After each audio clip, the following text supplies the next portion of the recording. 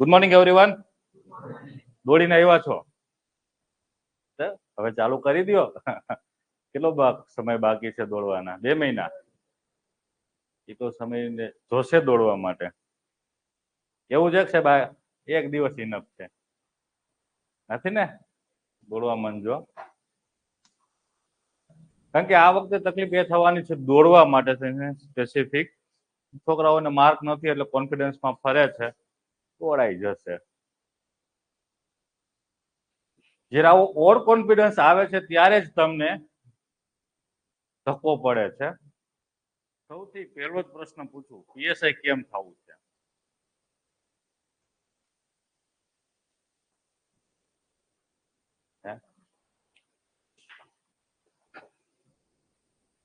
હે કયો બી ફ્રેન્ક કયો. પીએસઆઈ કેમ થવું છે?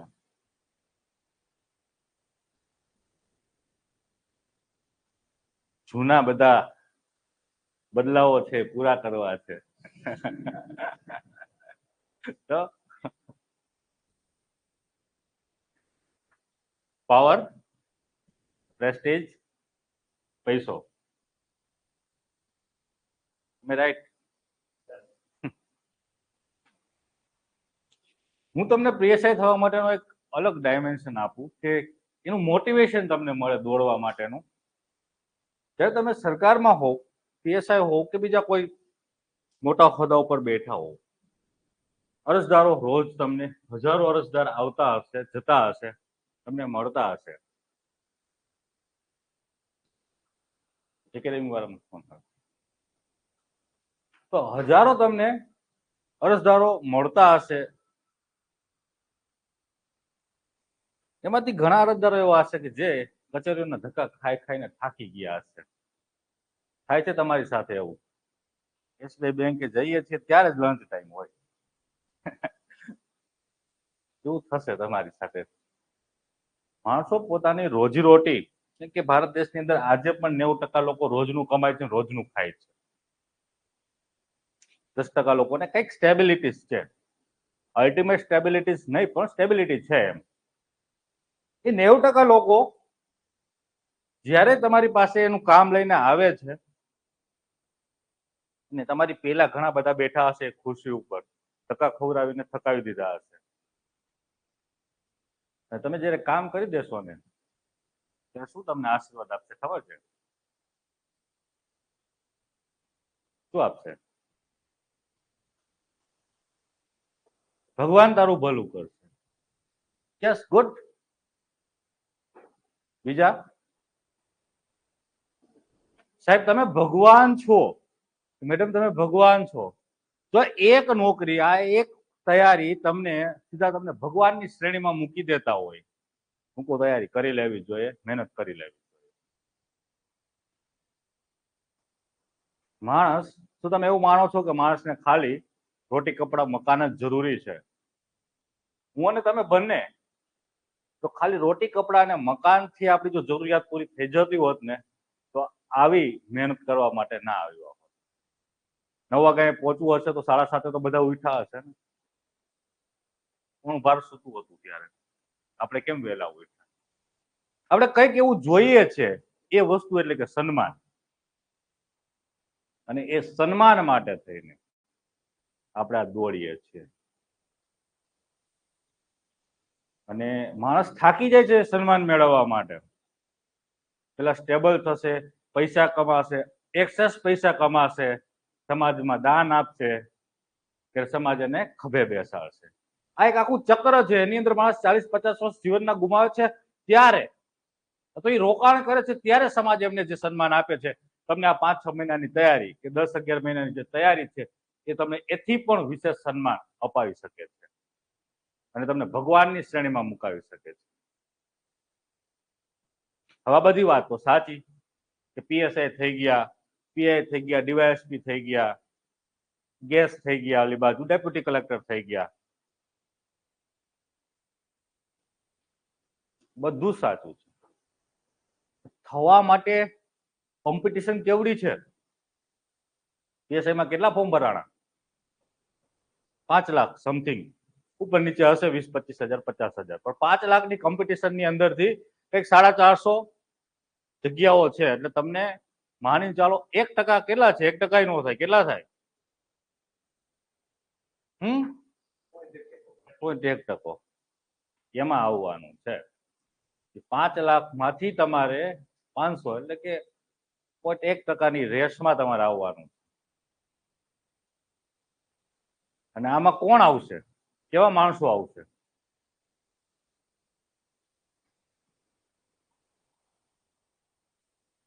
હે, કેવા માણસો આવશે અહીં?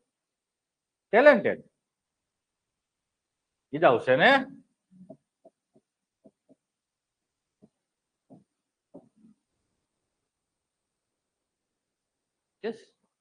તો દુનિયાનું કોઈ પણ ક્ષેત્ર છે ત્યાં જીતે છે ટેલેન્ટેડ. તો ટેલેન્ટ ધરાવતા લોકો સફળ થશે. કોમ્પિટિશન તો દુનિયાના દરેક ક્ષેત્રમાં આવી જ છે.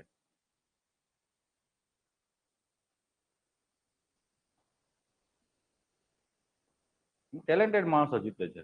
હવે એ જ પ્રશ્ન હું તમને પૂછું કે આ ટેલેન્ટ ક્યાંથી આવશે?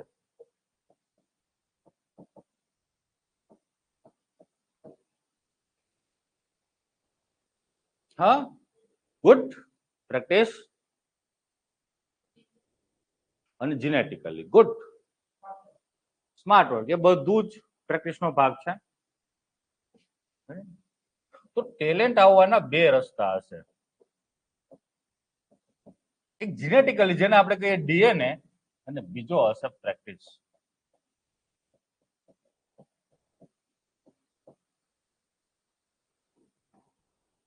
આજે મારે ડીએનએ ઉપર ચર્ચા નથી કરવી, આપણે ક્યારેક આગળ ચર્ચા કરશું. કારણ કે આ જે ડીએનએ વાળી પબ્લિક છે એ તમે કોઈ પણ ક્ષેત્રની અંદર તમે જ્યારે એનાલિસિસ કરો સફળ થયેલા લોકોનું, તો 1% હોય છે, વધારે નથી હોતા. કેટલા? 1% થાય છે પાસ, સફળ થાય છે, એ વાસ્તવિકતા છે. પણ કેટલા? 1%. 99% લોકો હશે ને એ આ ક્રાઇટેરિયામાંથી હશે.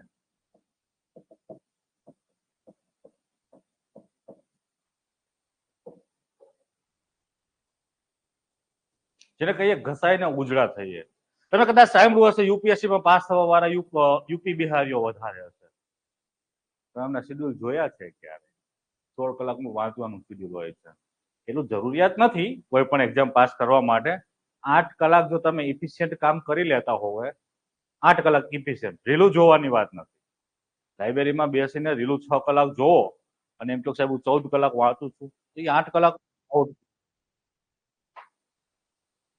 8 કલાક તમે સ્માર્ટ વર્ક સારું કરી શકો છો તો તમે સારી રીતે પાસ થઈ શકો છો, સફળ થઈ શકો છો.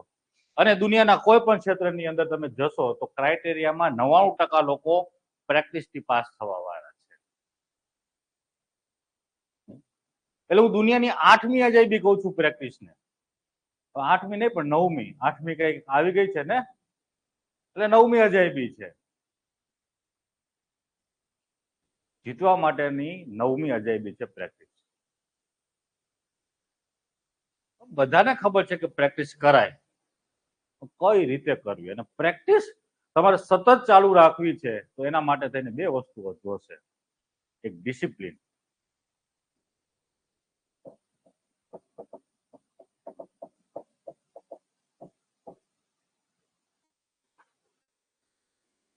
ડિસિપ્લિન મારા આર્મી જેવી નહીં જોઈ. તમે અહીંયા 9 વાગે આવી જાઓ, લખવા આપું છું તું લખી નાખો, વીકેન્ડમાં ટેસ્ટ હોય ટેસ્ટ આપી દો, જેટલું કામ આપું છું એટલું કામ પૂરું કરો. આટલી જ ડિસિપ્લિન. Soft discipline. આર્મી જેવી હાર્ડ ડિસિપ્લિન નહીં. કેવી? સોફ્ટ ડિસિપ્લિન આપી શકશો. અમારી બે શરત હોય છે એકેડેમીમાં એડમિશન લેવા પહેલા. કન્સિસ્ટન્સી અને ડિસિપ્લિન જોશે. નથી આવી શકતા તો કારણ સહિત મેસેજ કરવો જોશે. સાહેબ ગર્લફ્રેન્ડને મળવા ગયો હોવાથી અઠવાડિયાથી રિજાયેલી હતી, સામે પક્ષે કે બોયફ્રેન્ડને મળવા જવાનું હોવાથી તો ઠીક છે, અથવા બીમાર છો તો રજા મળશે, પ્રસંગમાં રજા નહીં મળે. 105 દિવસ છે.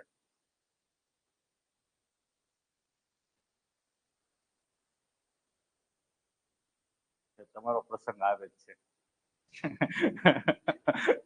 તમે ધ્યાનમાં જ છો. ઇટ્સ ઓકે, પણ તમારે જરૂરિયાત છે. એકેડેમી ચાલુ રહેશે. એકેડેમી ક્યારે બંધ નથી હોતી. સવારે ચાવી હું છોકરાઓને જ આપી દઉં છું કે તમારે તમારી રીતે આવીને ઓર કામ કરવું છે, વધારાનું કામ કરવું છે તો કરી શકો છો. હું કામ આપીશ, બધું જ ચેક થઈ જશે, બધું થઈ જશે. એટલે ડિસિપ્લિન મારે જોશે અહીં સોફ્ટ.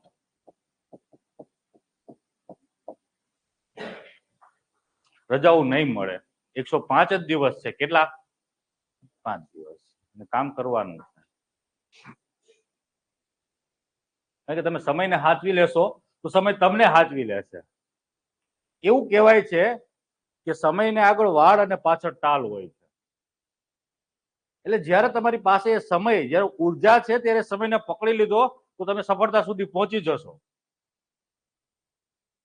જો એ ગયો હાથમાંથી, પછી ગમે એટલો પકડવાનો પ્રયાસ કરશો, હાથમાં આવશે નહીં. ટાલ હાથમાં આવે? નથી આવતી. ગાંધીનગરમાં રહેશો એટલે ટાલ પડી જશે. વધારે સમય નથી રહેવાનો અહીં. ફટાફટ અહીંથી નીકળો પાસ થઈને. ક્ષારવાળું પાણી છે ગાંધીનગરનું, ઊંડા કુવાનું પાણી આવતું હોય કે ઊંડા બોરનું આવતું હોય. તો વધારે સમય નથી રહેવું. જો વાળ બચાવવા છે, તમારી વાળની ઇજ્જત રાખવી છે, તો ફટાફટ અહીંથી નીકળી જશે. ચલો, અને આ ડિસિપ્લિન તો બરાબર છે કે આપણે આપી દેશું, પણ ડિસિપ્લિન ત્યારે જ આવશે કે જ્યારે તમે સારા કોન્સિસ્ટન્ટ હશો. કોઈ પણ કામની અંદર કોન્સિસ્ટન્સી હોવી જોઈએ. એવું નહીં કે આજ મોટિવેશન આવ્યું, આખી રાત વાંચી નાખ્યા, પછી અરે મેન્સના છોકરાઓને કેવું પડે કે આમ જે મોટિવેશન આવે ત્યારે એક દિવસમાં 2 પેપર લખી નાખે. નિરાત રાખ, 2 ક્વેશ્ચન લખ. પેલા 10 દિવસ સુધી 2 ક્વેશ્ચનની હેબિટ પાડ.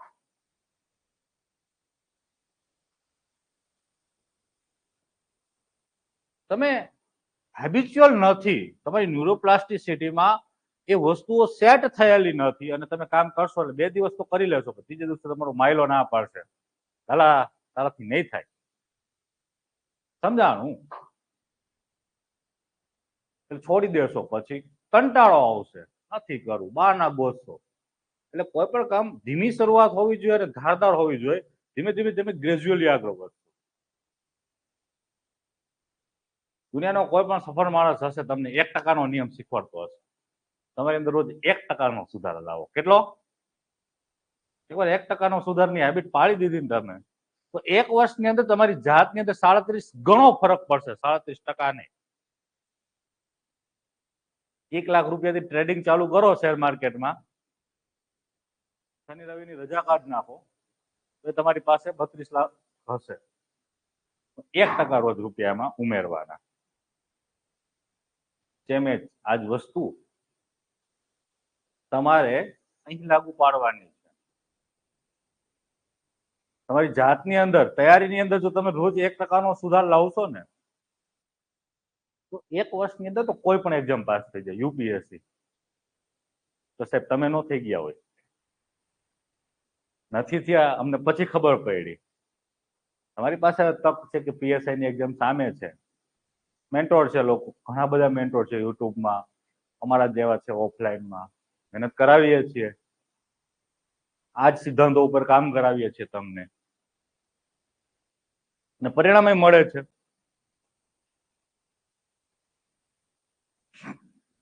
તો આવી મારે કન્સિસ્ટન્સી એવી નથી જોતી જે દિવસે મોટિવેશન આવ્યું એટલે કે મોટિવેશનનો તણખો લાગ્યો તેથી ભાઈ 24 કલાક બેસી જાય વાંચવા. એવું નહીં. તમે રોજ 7 થી 8 કલાક વાંચો, પણ 15 દિવસમાંથી 14 દિવસ વાંચો. એટલે કે મહિનામાં તમે 27 દિવસ રોજ 8 કલાકનું વાંચો. સમજાણું? એવું ન થવું જોઈએ કે મહિનામાં 4 દી વાંચીને 26 દી તો નીચે ટપરીએ જ આટા મારતા હોય. એવું નહીં. જે કામ કરો છો કન્સિસ્ટન્ટ કરો તો સુધાર દેખાશે. અને ભાષા માટે આપણે ભેગા થઈએ છીએ, ભાષાનો સુધાર ધીમો જ હશે. સમજાણું? તમને બહુ મહેનત માંગી લેશે, પરિણામ દેખાતા સમય લાગશે. આપણે ધીમે ધીમે એની આટલું અમુક એવી ગોઠવેલી છે રણનીતિઓ કે તમે કામ કરીને ફટાફટ તમને લઈ જાઓ, જુગાડ જેને કહીએ, સુધારા બતાવી શકીએ છીએ. એટલે જ કહું છું કે મોટિવેશન તણકો છે જે લાગીને બુજાઈ જશે. ડિસિપ્લિન અને આ તમારી જે કન્સિસ્ટન્સી છે એ બે એવા બ્રહ્માસ્ત્ર છે કે જે આ તમારા મોટિવેશનને કાયમી એને મતલબ તમારી મોટિવેશનની ઉર્જાને જે ચિંગારી છે એને ટકાવી રાખશે. સમજાણું? આ જરૂરિયાત છે, આ તમારે કરવાનું છે. અને આના માટે થઈને કાયમી તમારે એક પોઝિટિવ એટીટ્યુડ જોશે.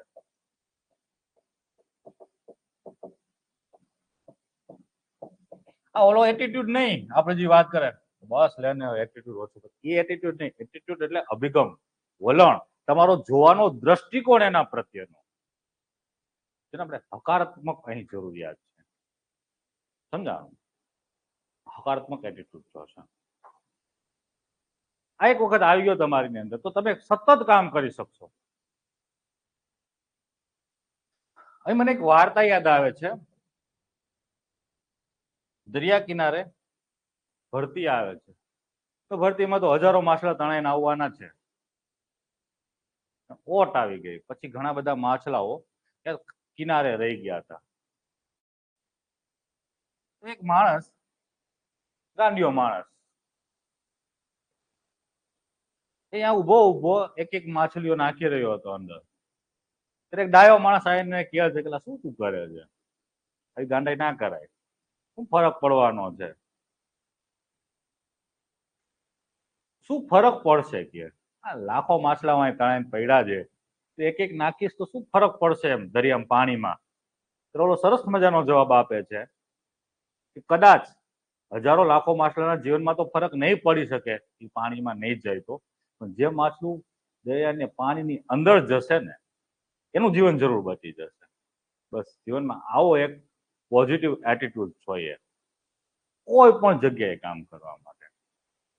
જ્યારે તમે ફિલ્ડમાં જશો ત્યારે તો પોઝિટિવ એનર્જીની વધારે જરૂરિયાત પડશે, કારણ કે આજુબાજુનું વાતાવરણ બહુ ગંદુ છે, બધા કરપ્ટ છે, બધા પોલિટિશિયનો સાથે સંકળાયેલા છે, ઉપરી અધિકારીઓ સાથે વ્યવસ્થિત સાંઠગાંઠો છે, બધું સેટલ છે.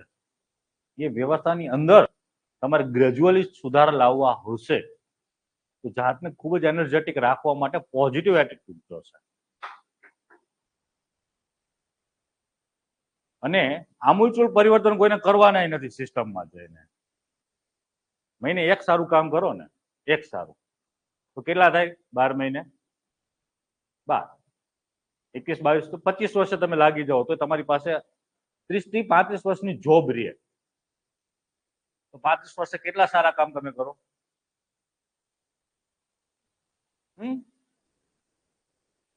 12, 300, 350 ની આજુબાજુ કઈક લમસમ ગણીને ચાલે. 350 સારા કામ તમે કરીને આ જન્મારામાંથી જાઓ છો તમે. સમજાણું? આમ તમે કરવા જશો 350 કામ સારા નહીં થાય. મધર તેરેસા તો કાયમી કહેતા કે આ સંસારને તમારે મહાન કામ કરવાની જરૂરિયાત નથી. આખી જીવન તમારે મહાન કામો કર્યા જ નથી રાખવાના. આ જીવનમાં એક મહાન કામ કરશો ને, એવું આખું સંસાર એક મહાન કામ કરશે ને તો આ સંસાર, આ સૃષ્ટિ, આ જગત મહાન બની જશે. તમારી પાસે તો સ્કોપ છે 350, 400 કામ કરવાનો. તમને એટલા વિશેષ અધિકારો મળશે ઓફિસર તરીકે. હાઉ ટુ યુઝ, એનો ઉપયોગ કઈ રીતે કરી શકો છો. હું નહીં કહેતો કે રોજ તમે સવારથી સાંજ સુધી તુફાની જ કરો, ના થાય, થાકી જાઓ. ઉર્જાની લિમિટેશન હોય. તો એક આવો પોઝિટિવ એટીટ્યુડ જોશે, જે આપણે ચર્ચા કરી ઓલા ગાંડિયા માણસ જેવો હોય, ડાયા માણસ જેવો નહીં. સમજાણો? જે આવીને સલાહ આપે એવો નહીં, જે કામ કરે એવા ગાંડિયા માણસ જેવો પોઝિટિવ એટીટ્યુડ જોશે. ટકવા માટે આ સૌથી શ્રેષ્ઠ જરૂરિયાત. અને બધી વાત સાચી. આજે 15-20 મિનિટ અડધી કલાકથી આપણે જે જફાઓ કરીએ છીએ બધું સાચું. મોટિવેટેડ ફીલ થતું હશે, સાહેબ ભૂકા કાઢી નાખે. ઓકે, હું ટોક્સિક મોટિવેશનમાં માનતો નથી. વાસ્તવિક લક્ષી જે વસ્તુઓ થઈ શકે છે એમના ઉપર કાયમી બોલું છું, કાયમી કામ કરું છું. હવે તમારું જે આ કાયમી તમારે ટકી રહેવું છે કોઈ પણ કામ ઉપર, કન્સિસ્ટન્સી જાળવવી છે, તો એના માટે થઈને તમારે એક ટેકનિક છે જેનું નામ છે કાઇઝન ટેકનિક.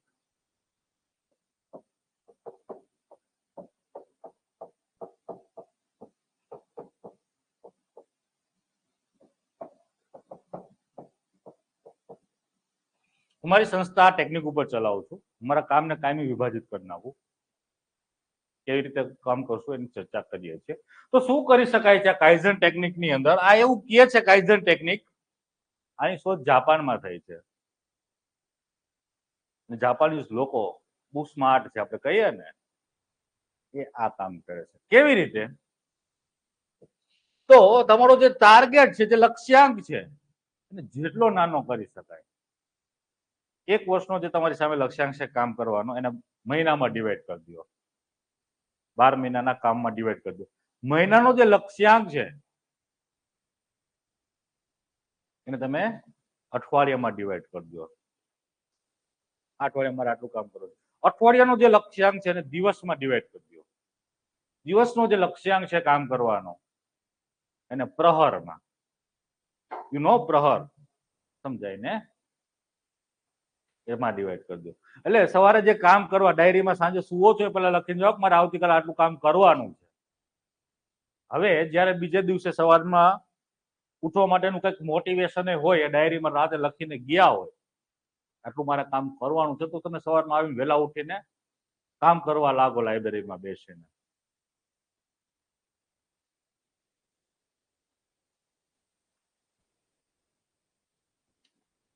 તો તમે સવારમાં જ્યારે વાંચો બેસો છો અને બપોરે ઉભા થાવો છો જમવાના સમયે, ત્યારે તમારા કામ જે રાતે લખેલું છે કે મારે બપોર સુધીમાં આટલું કામ કરવું છે ત્યારે મેચ કરો.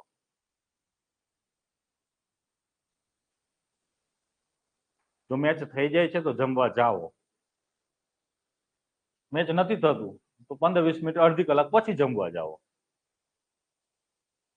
કોઈ મને લાગતું નથી કે ચક્કર આવીને પડી જાય એવું. સારા છે બધા જામેલા, કદાચ 15-20 મિનિટ લેટ થાય તો કોઈ ઇસ્યુ નથી. સેમ જ જયારે બપોર પછી તમે જમીને પાવર નેપ લઈને વાંચો બેસો છો, તો 4 નો જે ટાઈમ હોય 2 થી 5 કે તમે 3 થી 5:30 જે વાંચવાનો તમારો એ 2-2.5 કલાકનો ગાળો છે, ત્યારે એકવાર મેચ કરો તમારી ડાયરી સાથે, જોઈ લો ટાર્ગેટ સેટ થાય છે, વાંચાઈ ગયું છે આટલું, નથી વચાણું તો પણ ચા પી આવો. ચા પીવામાં જે અડધી કલાક નીચે જે ઉભા રહ્યો છો ટપરીએ, ચાય પે ચર્ચા જે ચાલતી હોય એનો સમયગાળો ઘટાડી દો. 10-15 મિનિટ ઠીક છે કે ચા પીવાઈ જાય છે, પચાયેલા જાઓ.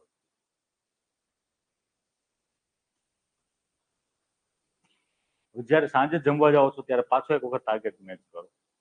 તેમજ રાતનો જે તમારો વાંચવાનું સેશન છે એ જોવો. તો દિવસમાં 2-3 વખત તમારો જે કામ કરવાનું જે લક્ષ્યાંક છે એમાં નજર મારતા રહ્યો કે આપણે ક્યાં પહોંચ્યા છીએ, તો તમારે રોજે રોજનું કામ થઈ જશે. અને જો દરરોજનું કામ તમારું થઈ જશે ને તો અઠવાડિયાનું કામ થઈ જશે. અને અઠવાડિયાનું કામ થઈ જશે ને તો મહિનાઓનું કામ થઈ જશે.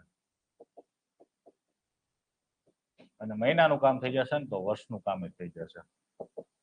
અને વર્ષનું કામ થઈ જશે ને તો સફળતા તમારા કદમમાં હશે.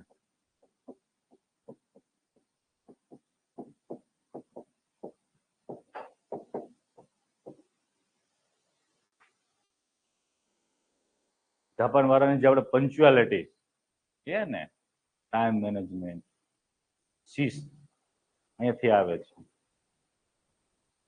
એને 1 વર્ષ પછી શું કરવાનું છે એ ખબર છે, પણ એને એ ખબર છે કે મારે આ કલાકમાં શું કરવાનું છે. આપને આ કલાકમાં શું કરવાની ખબર નથી. વર્ષ પછી સફળતાઓ જોતી હોય છે, 2 સ્ટાર વાળી નોકરી જોતી હોય છે, ના મળે. તમે જ્યાં સુધી ડિવાઈડ નહીં કરો તમારા કામને, તમારી પોઝિટિવ નેગેટિવ વસ્તુઓને ઇવોલ્યુટ કરીને મૂલ્યાંકન કરીને ડિવાઈડ નહીં કરો તમારા કામને ત્યાં સુધી આ શક્યતાઓ નથી. આનું નામ સ્માર્ટ પ્લાનિંગ, આનું નામ સ્માર્ટ વર્ક. સ્માર્ટ વર્ક ને શિંગડા ના હોય, પૂછડાય ના હોય. આ સ્માર્ટ વર્ક છે, આપી દીધું. હવે તમારે સ્માર્ટ વર્ક માટે કોઈ લાંબી બુદ્ધિ દોડાવવાની નથી. આટલું કરતા શીખી જાઓ. એક રાખો ડાયરી,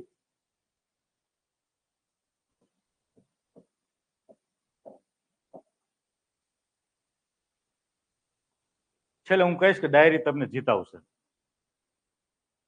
તમે માનશો ખરા. ડાયરી નહીં રાખો, તમારે શું કામ આજ દિવસે કરવાનું છે તેવી ડાયરી તમે મેન્ટેન નહીં કરો, સાંજે સુવો છો પેલા તમે જો છો કે નહીં કે આજે મેં આ કામ કર્યું કે નહીં, એ નહીં તમે માનો તો નહીં તમે એ મૂલ્યાંકન કરો, ત્યાં સુધી તમે નહીં જીતો. અને જયારે પાસ થશો ત્યારે કહીશું કે તમે હું નહીં, તમને ડાયરી જીતાવ્યા. અને ગયા વર્ષે જીપીએસસી ફિલ્મ્સની એક બેચ હતી, ત્યારે તો 20-22 છોકરાઓ હતા આપણી પાસે, 20 જેવા હતા.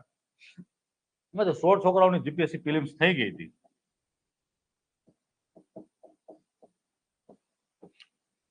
છોકરાઓ સંતોષ છે કે સારું રિઝલ્ટ છે. 4 નો થયામાં મને થોડી તકલીફ પડી.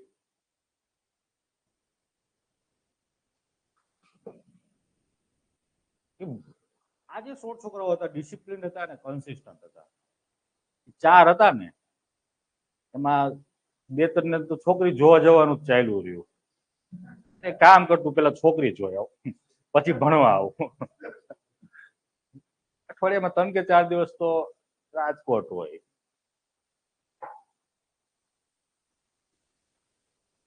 એટલે આ પાસ થયા લોકો અહીં જતા, અહીં અમારી સાથે કામ કરતા હતા.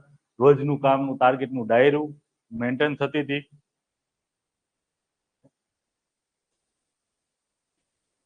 સફળ ઉદ્યોગપતિ હોય ને એ ડાયરીઓ મેન્ટેન કરતા હોય. કોઈ પણ માણસ સફળ હશે ને ડાયરી મેન્ટેન કરતા હશે.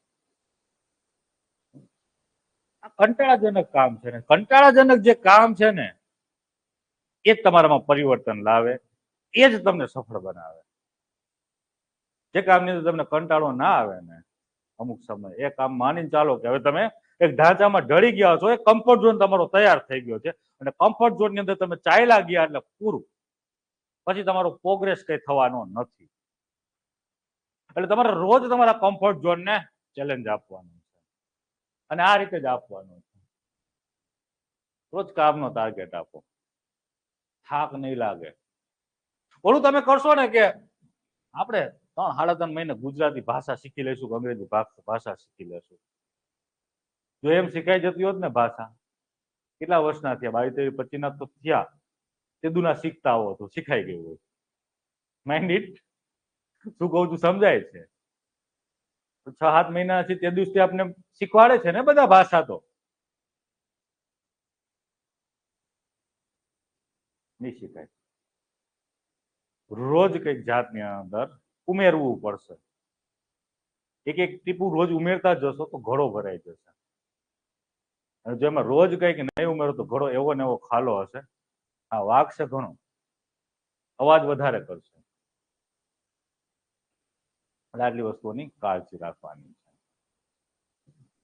લખેલું છે consistency is the key to success. શિસ્તને આદત બનાવી દો, જીત તમારા કદમોમાં હશે. અને આ impact, improvement, master plan, positivity, action, creativity અને ટુડે જે કરવાનું છે આજે જ કરવાનું છે.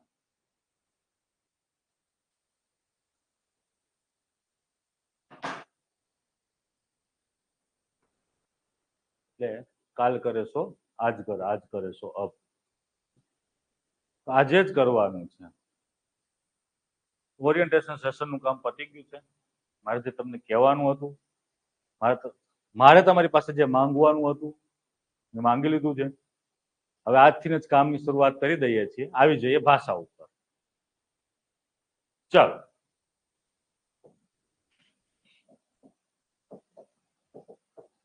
ભાષા ઉપર આવીએ છીએ. પહેલા તમને જાણ કરી દઉં, વીકલી તમને એક ટાઈમ ટેબલ આપીશ. એની અંદર તમારે જનરલ સ્ટડીઝ અને મેથ્સ રીડિંગના ટોપિક જાતે તૈયાર કરવાના છે. હવે થોડુંક શેડ્યુલ હેવી હશે. જૂના છોકરાઓ છે એમને લાઇટ શેડ્યુલ આપતો હતો, કારણ કે મારે એને 8-9 મહિના 10 મહિના સુધી દોડાવવાના હતા.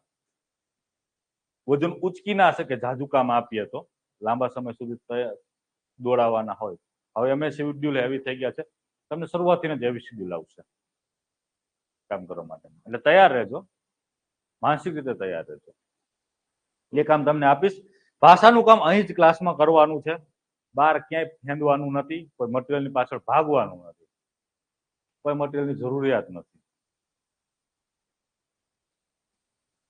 કેમ લખવું, શું લખવું એ આવડી જશે એટલે મટીરિયલની જરૂરિયાત નહીં રહે. અને મટીરિયલથી પાસ થવાતું નથી. તમે જે મટીરિયલ વાંચો છો ને બધા વાંચે છે, પાસ કેટલા થાય છે? જેની અંદર એનો ઉપયોગ વ્યવસ્થિત કરતા જેમને આવડે છે. એટલે બહુ મટીરિયલ ભેગા ન કરતા. દરેક સબ્જેક્ટની અંદર એક સ્ટાન્ડર્ડ બુક હોવી જોઈએ. Multiple revision is ultimate key to success. જેટલું રિવિઝન થાય એટલું કરતા રહેજો. સમજાણું? તો ચાલો હવે એક વીકેન્ડમાં તમારી જે આખા વીકનું તમારું જે કામ હશે મેથ્સ રીઝનિંગ અને જીએસ નું, એમની એક ટેસ્ટ હશે, હેવી ટેસ્ટ હશે, એ કરશું આપણે. બીજું ડે ટુ ડે ની અંદર ભાષાનું કામ કરશું, ગુજરાતી અને અંગ્રેજી. ગુજરાતીમાં રોજ એક ફોર્મેટ શરૂઆતમાં લખાવીશ અને એમનું ડિસ્કશન હશે અને લખવાનું ફરજિયાત છે. અહીં આવીને ખાલી ડિસ્કશન સાંભળવાનું નથી, અહીં લખવા માટે જ આવવાનું છે. પેન ચાલવી જોઈએ. પેન ઈ જ તમારું અત્યારે બ્રહ્માસ્ત્ર છે.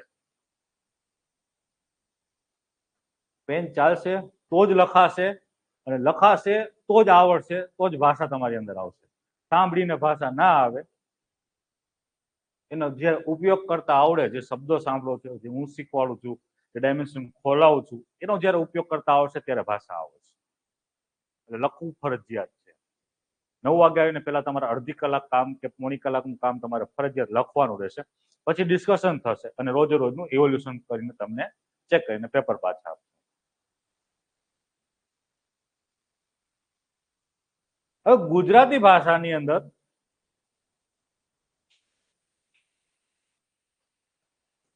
એવું કહેવાય છે, માર્કેટની અંદર છોકરાઓ એવું બધા કહે છે, ગુજરાતીમાં શું કરવાનું હોય એમ. ઇવન જીપીએસસી વાળા ગુજરાતી તો આવડતી જોઈ ને કે આપણે પહેલેથી આવડે જ છે કે. સાચી વાત છે, ગુજરાતી આવડતી જ જોઈએ, પરંતુ અહીં તમને જે ગુજરાતી આવડે છે એવી ગુજરાતીની જરૂરિયાત નથી, એના માર્ક નથી આપતા. અમારે કાઠિયાવાડમાં હે બોલે છે, એમને બોલતા નથી આવડતું હજી. સાચું ને? તો તમે હે ના લખી શકો, છોકરાઓ લખે છે. જેને કહેવાય ભાષા શિષ્ટતા. તમે જે બોલો છો એ ભાષા વર્ણસંકર ભાષા છે. ઘણી બધી વસ્તુઓનું ભેગું થતું હોય મિશ્રણ, અને બાકી રહી જાય છે તો હવે ઓલી આ ચેટ વાળી ભાષા આવે, જેને શું કહે છીએ આપણે ગુજલીસ. એવું લખો છો, એવું લખે છે છોકરાઓ. એવી ભાષાના માર્ક નથી. અહીં ભાષા શિષ્ટતાના માર્ગ છે. તો આપણે અહીં શિષ્ટ ભાષા તૈયાર કરવાની છે. કેવી? શિષ્ટ ભાષા.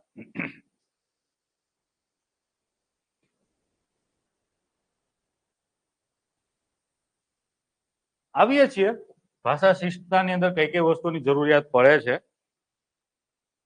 એ પહેલા ચર્ચા કરીએ કે ગુજરાતીની અંદર કેટલા ફોર્મેટ છે, અંગ્રેજીની અંદર કેટલા ફોર્મેટ છે. કેટલા છે ગુજરાતીમાં ફોર્મેટ? બધા જેને આવડતો હોય હાથ ઊંચો કરો. Good good.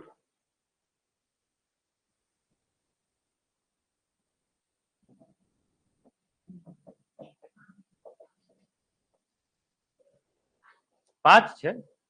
બોલી જશો પાંચે પાંચના નામ? યસ. નિબંધ, સંક્ષેપીકરણ, ગદ્યાર લેખન, પત્ર લેખન અને અહેવાલ લેખન. ગુડ. અંગ્રેજીમાં 3.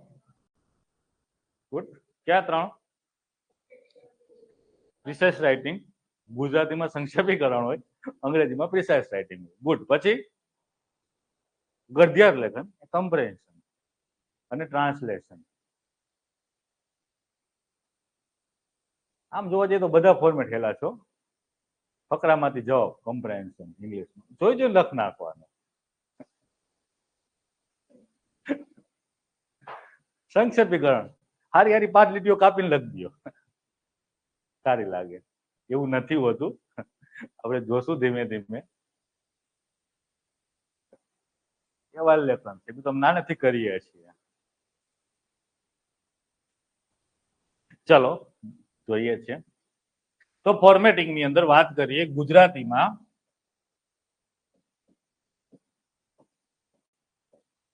અને અંગ્રેજીમાં. તો ગુજરાતીમાં તમારા જે ફોર્મેટ છે એમાં પહેલું છે નિબંધ, બીજું છે અહેવાલ લેખન,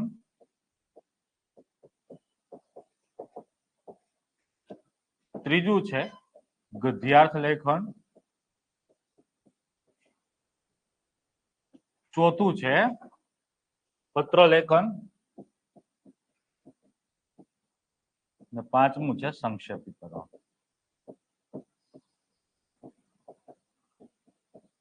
અંગ્રેજીની અંદર ચર્ચા કરીએ તો 1 નંબર પ્રિસાઇઝ રાઇટિંગ,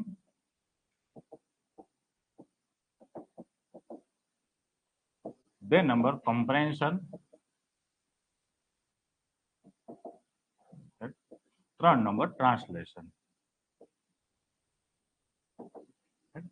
આ જે કશું રાઇટિંગ આવે છે ત્યારે એવું માનવાનું કે સાહેબને ઈ અને એનો ખબર નથી સ્પેલિંગ, કે કશું રાઇટિંગ કરી દેવાનું.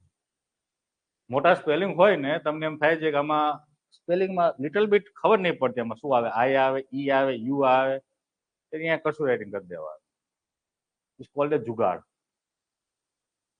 અમુક શીખવા પડે, કેટલા સ્પેલિંગ યાદ રહે. હા, પ્રયાસ એવો કરવાનો કે પેલા ભાષા શિસ્તતા આવે, એની અંદર સ્પેલિંગની ભૂલો ન થાય. બાકી એટલે આ તો મને આવડતો હતો કમ્પ્રેહેન્શન નો, આ તો તમને કહેવા માટે છે, મેં સ્પેસિફાઈડ લખેલું છે. ચાલો, આ તમારા ફોર્મેટિંગ છે, આટલા ફોર્મેટિંગ શીખવાના છે. મારી સ્ટ્રેટેજી એવી રહેશે, હું જે ફોર્મેટ પકડીશ ને 10 દિવસ સુધી કરાવીશ. તમારે નહીં શીખવું હોય તો શીખવાડી દઈશ. આટલી વસ્તુ તો આમાં કરવાની છે. થોડોક તમે એફર્ટ આપશો તો તમારી અંદર ક્રિએટિવિટી આવી જશે. ઓકે, આટલા ડાયમેન્શન ખુલે છે તો આવી રીતે આને લખી શકાય છે. નહીતર એટલું તો કરવાનું છે. તો આપણે આ રીતે કામ કરશું. અને અંગ્રેજીની અંદર મેડમના લેક્ચર પૂરા થાય છે, ગ્રામરના 1 કે 2, ટેન્સનું કામ પતે છે. પછી રોજ અઠવાડિયા 10 દિવસ પછી ચાલુ કરશું. દરરોજ પહેલા તમને સેન્ટેન્સ ફોર્મેશન શીખવાડીશ. કારણ કે આપણે બધાનું અંગ્રેજીનું સ્તર એ લેવલનું છે કે આપણે સીધું પ્રિસાઇઝ રાઇટિંગ કે કમ્પ્રેહેન્શન ના લખી શકીએ. આપણે પહેલા સેન્ટેન્સ ફોર્મેશન થી કામ કરવું પડે, એટલે બેઝિક થી કામ કરશું. અને જેમનું અંગ્રેજી સારું છે એ મને કહેજો, તો એમના માટે આપણે અલગ વ્યવસ્થા પણ કરશું. એકાદા મહિના સુધી તમને ઇંગ્લિશમાં દરરોજ સેન્ટેન્સ ફોર્મેશનનું કામ કરાવડાવીશ. કરવું જ જોશે, એના વિના ઉધાર નથી. જીપીએસસી ની 2 બેચો હતી આ વર્ષે, એમાં એક બેચમાં મેં સેન્ટેન્સ ફોર્મેશનનું કામ કરાવ્યું, એમનું ઇંગ્લિશ સુધરી ગયું. અને એક બેચમાં કરતા નહોતા તો બંધ કરવું પડ્યું.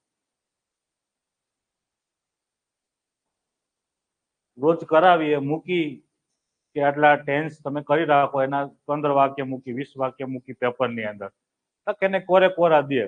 હવે 50 જણાને કે રોજ તું ન કેલમ ભાઈ કરને, મારા માટે કરને ભાઈ કરને, કેટલી વાર કેવું. પછી મેં એ કોન્સેપ્ટ બંધ કરી દીધો. એ બેચમાં બધાને ઇંગ્લિશમાં દાંડ્યું મારે છે. અને બીજી એક ઓનલાઈન વાળી બેચ હતી, મસ્ત કરતા હતા બધા, 1 મહિના સુધી કરાવ્યું, મસ્ત ઇંગ્લિશ બધા. Choice is your. તમે જેટલું કામ કરશો એથી વધારે અમે કરાવવા તૈયાર છીએ.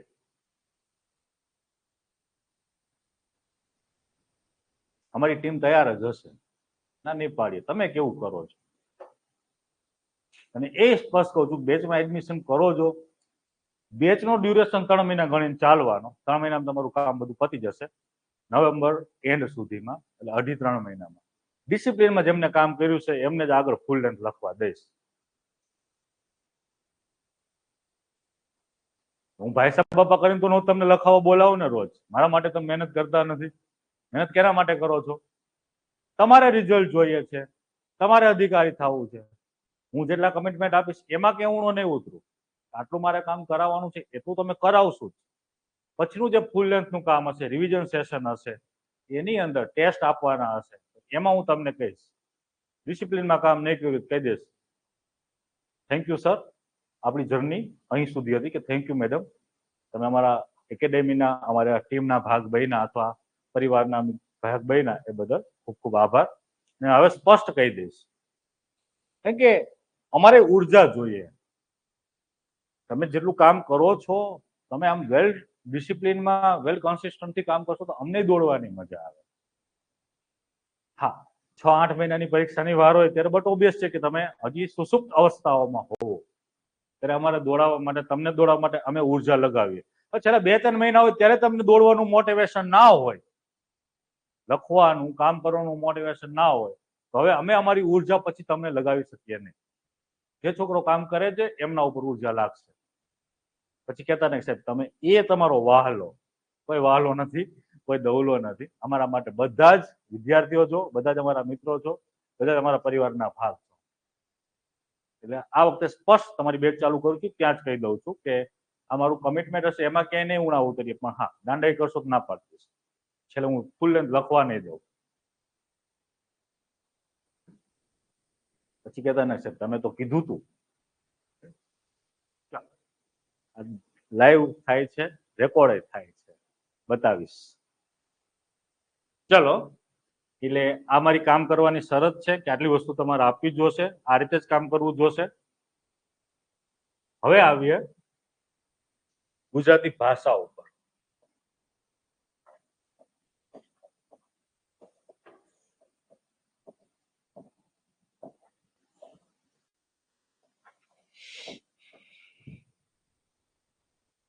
ગુજરાતી ભાષામાં ફોર્મેટિંગની ચર્ચા કરી લીધા પછી હવે આપણે આવીએ છીએ ગુજરાતી ભાષામાં 4 વસ્તુઓ જે તમને ભાષા શિષ્ટતા સુધી પહોંચાડશે, તો તમારી ભાષાને શિષ્ટ બનાવશે. એ 4 વસ્તુઓ તમારે ખાસ જરૂરિયાત છે.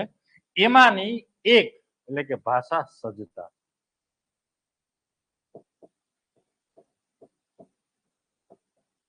બે, ભાષા પ્રબુદ્ધતા.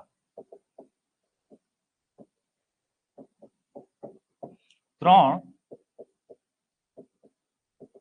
ભાષા વિવિધતા. 4, ભાષા સાહિત્યિકતા.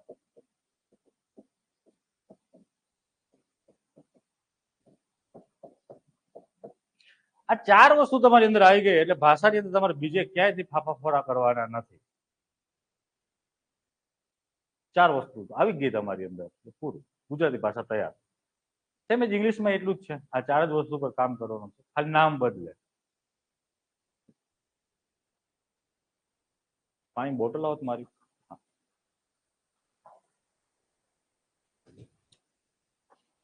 Thank you. એટલે કે ભાષા શિષ્ટતા માટે તમારે 4 જોશે. એમાં પહેલી છે ભાષા સજ્જતા. ભાષા સજ્જતાની અંદર તમારે 3 વસ્તુની કાળજી રાખવાની છે. એક જોડણી, એક વિભક્તિ અને એક નિપાત.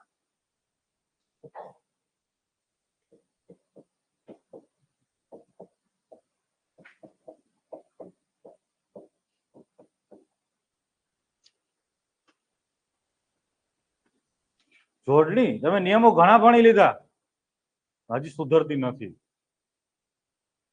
સુધરી ગઈ? નહીં આવડે. નિયમોથી જોડણી શીખી શકાતી નથી, યાદ નહીં રહે. હવે તમે જયારે લખો છો ત્યારે અમે તમને પેપર મૂલ્યાંકન કરીને આપીએ છીએ, રાઉન્ડ કરેલા હશે. જો શરૂઆતમાં એવું કરશું કે બાજુમાં લખી દેશું કે આની જોડણી આ થાય છે, તો તમે નહીં સુધારો પછી કહી દેશું કે ચેક કરી લ્યો. ચેક કરી લેવાનું કારણ શું છે કે તમે ધ્યાન જશે, જાતે મહેનત કરશો, વિકિપીડિયા કરશો, કોઈ બુકમાં જોશો, થોડીક મહેનત પડે ને એટલે યાદ રહી જાય. એટલે આવું તમને જે તમારા પેપરની અંદર બહુમાં બહુ કોઈ પણ વ્યક્તિ હાઈએસ્ટ જોડણીની ભૂલો કેટલી કરતો હોય 300 થી 350. કેટલી? કેટલી? તમે રોજ પેપર ચેક કરીને આપીએ છીએ, સાઈડમાં લખી દો. તમે એક નોટમાં તમારી જે અલગ બુક હોય એની અંદર લખતા જાઓ, આ જોડણી છે ગોખી નાખો, આ જોડણી છે ગોખી નાખો, આની આ થાય. હવે એકવાર જોડણીની જે ભૂલ થતી હોય ને આખા પેપરમાં એ જોડણીની ભૂલો મલ્ટિપલ દેખાય. એના કારણે તમારું પેપર થઈ જાય કેવું ગંદુ. પેપર ચેકર વાંચવું જ ના ગમે. અને જોડણીની ભૂલો એ પેપર ચેકરને ચૂભે. ભાષાના પેપર ચેકરને જોડણીની ભૂલો ખૂબ જ ચૂભે. તૂળની માફક ચૂભે.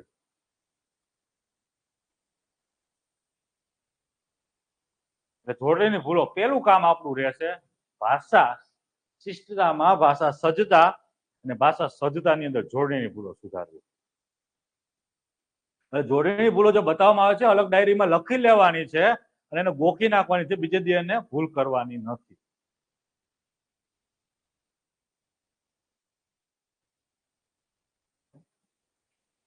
અમે સાહેબ તમને ચેલેન્જ આપશું, તમે કેટલા દિવસ સુધી જોડણીની ભૂલ બતાવો છો? નહીં, તમારા માટે છે. ચેક કરીને આપીએ છીએ, લખી લેજો, ગોખી નાખજો. એક જોડણીની ભૂલ ઓછી થઈ ગઈ તો પેપરની અંદર 3 કે 4 વખત શબ્દ વાપરતા હશો. આપોઆપ કેટલી ભૂલ ઓછી થઈ ગઈ પેપરમાં? 4. એ 100 જોડણીની ભૂલો તમે જો ઓછી કરી નાખી ને તો 300-400 જે તમારા શબ્દ ક્યાંક ને ક્યાંક જે ભૂલો થતી હતી ને ઓછી થઈ જશે. તો આ રીતે તમારે શું કરવાનું છે?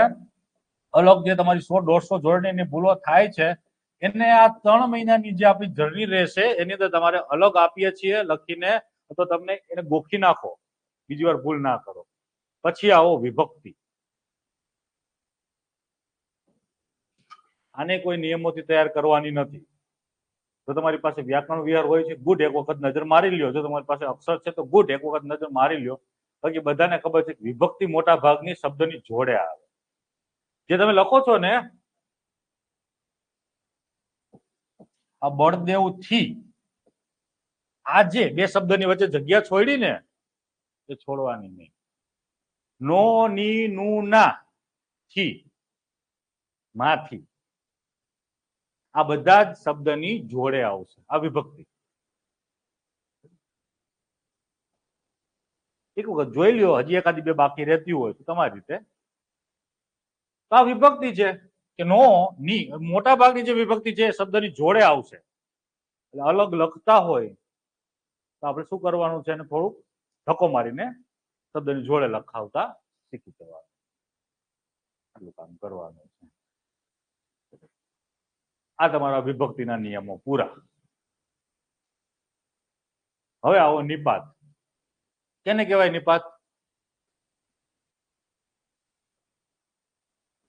હા, વડે, માત્ર, ફક્ત, નામ સાંભળ્યા છે ને? એ શબ્દની જોડે આવશે કે અલગ આવશે? અલગ આવશે. નિપાત શબ્દથી અલગ. એકાદ અપવાદ હોય તો બુકની અંદર જોઈ લેવાનું સામે શું છે.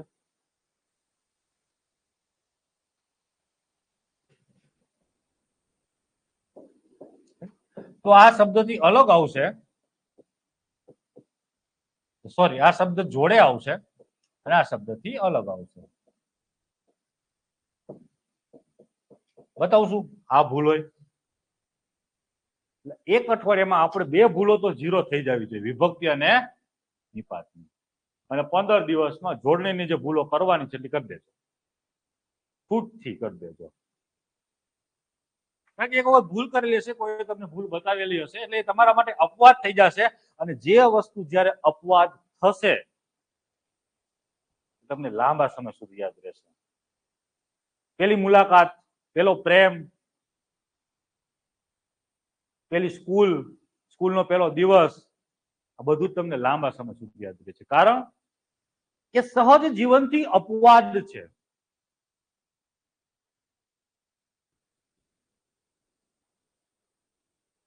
અપવાદ તો એ જ વસ્તુ જ્યારે તમે લખતા જાઓ છો એની અંદર જે ભૂલો થાય છે એ અપવાદ બની જશે. અને શાંતિથી વાંચો, વિચારો, ચિંતન અને મનન કરો. એટલે આપો તમારું એ કામ.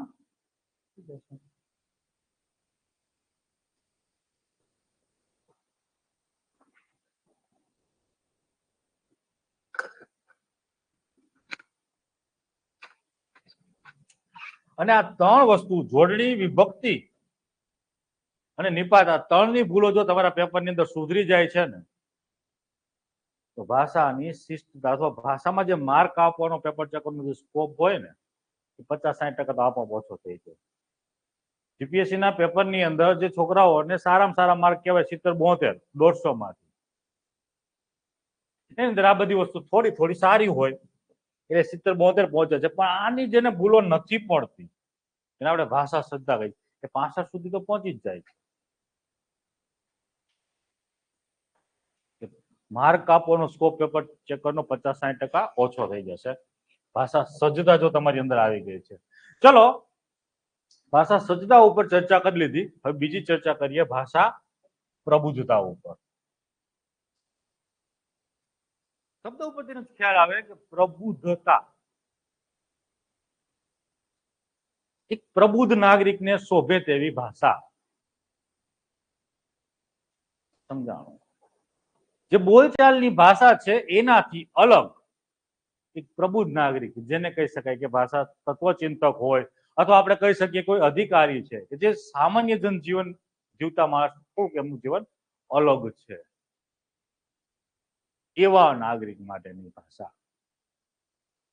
તો એના માટે થઈને શું તમારે કરવાનું છે? તો બોલચાલના જે શબ્દો હોય, પોણી, ગોધીનગર, હે, પછી ચો, લખવાના નહીં. બોલો, મોજથી બોલો, કોઈ વાંધો નથી, પણ લખવાના નહીં. એટલે કે અહીં તમારે ભાષા વર્ણસંકરતા ટાળવાની છે.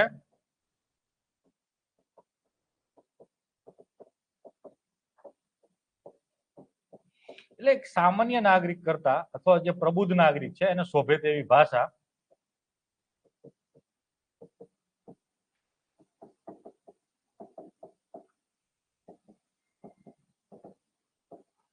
એની અંદર પેલું કામ તમારે કરવાનું છે બોલચાલના શબ્દ અને બોલચાલના ભાષા.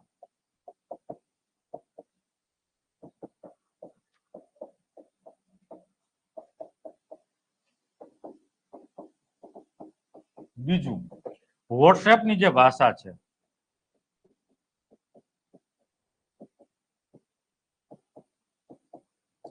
એને ટાળો, જેને આપણે કહીએ છીએ શું કીધું? ગુજલીસ.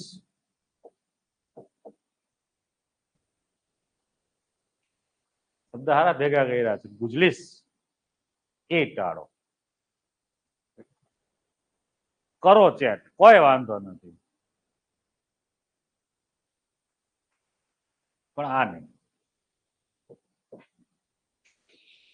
અને ભાષા પ્રભુત્વની અંદર બીજી એક કાળજી રાખવાની છે, એ અમુક એવા વજનવાળા શબ્દો ઉમેરવાના.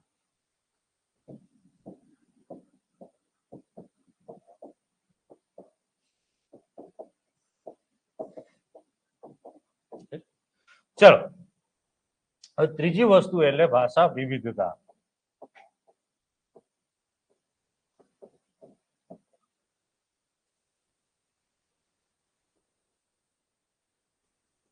ભાષા વિવિધતા એટલે બીજું કશું જ નહીં. જ્યારે તમે લખો છો એ જ્યાં જરૂરિયાત છે ત્યાં કહેવતો વાપરો. જે વસ્તુને તમે સાદી રીતે સમજાવો એના કરતા કહેવતથી સમજાવો તો વજન પડે કે ના પડે?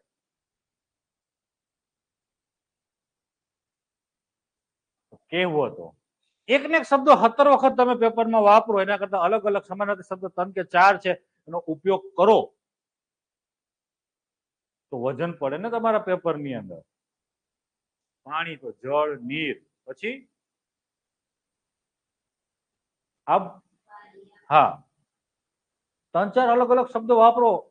તમારે ચર્ચાપત્ર લખવાનો નથી, એવા લેખનમાં પાણી તો નહીં લખવાનું થાય ક્યાંય. તો જ્યાં તમારે જરૂરિયાત છે નિબંધની ક્યાંક લખો છો યાર, સારું લાગે. તો અહીં તમારે ભાષા વિવિધતાની અંદર કહેવતો વાપરો, સમાનાર્થી શબ્દ વાપરો, સૌથી મહત્વની વસ્તુ છે વિશેષણો વાપરો.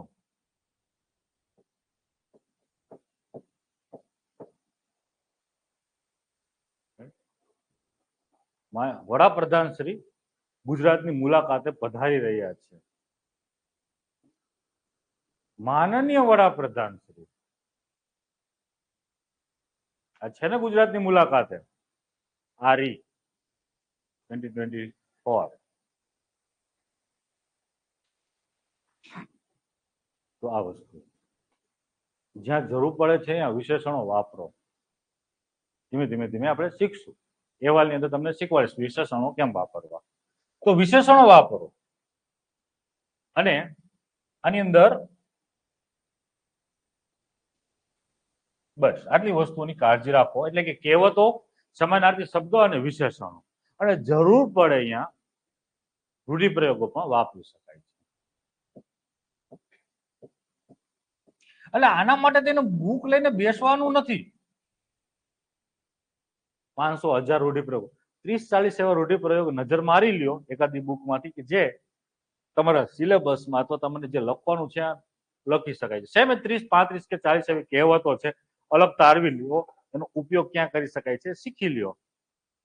500 કહેવતો વાંચશો તો બધી તો ઉતારી શકવાના નથી, તો તમને વાંચશો ત્યાં ખબર પડી જશે કે આવી કહેવતો ક્યાંક ને ક્યાંક વાપરી શકાશે. અલગ તારવી. સમજાય છે?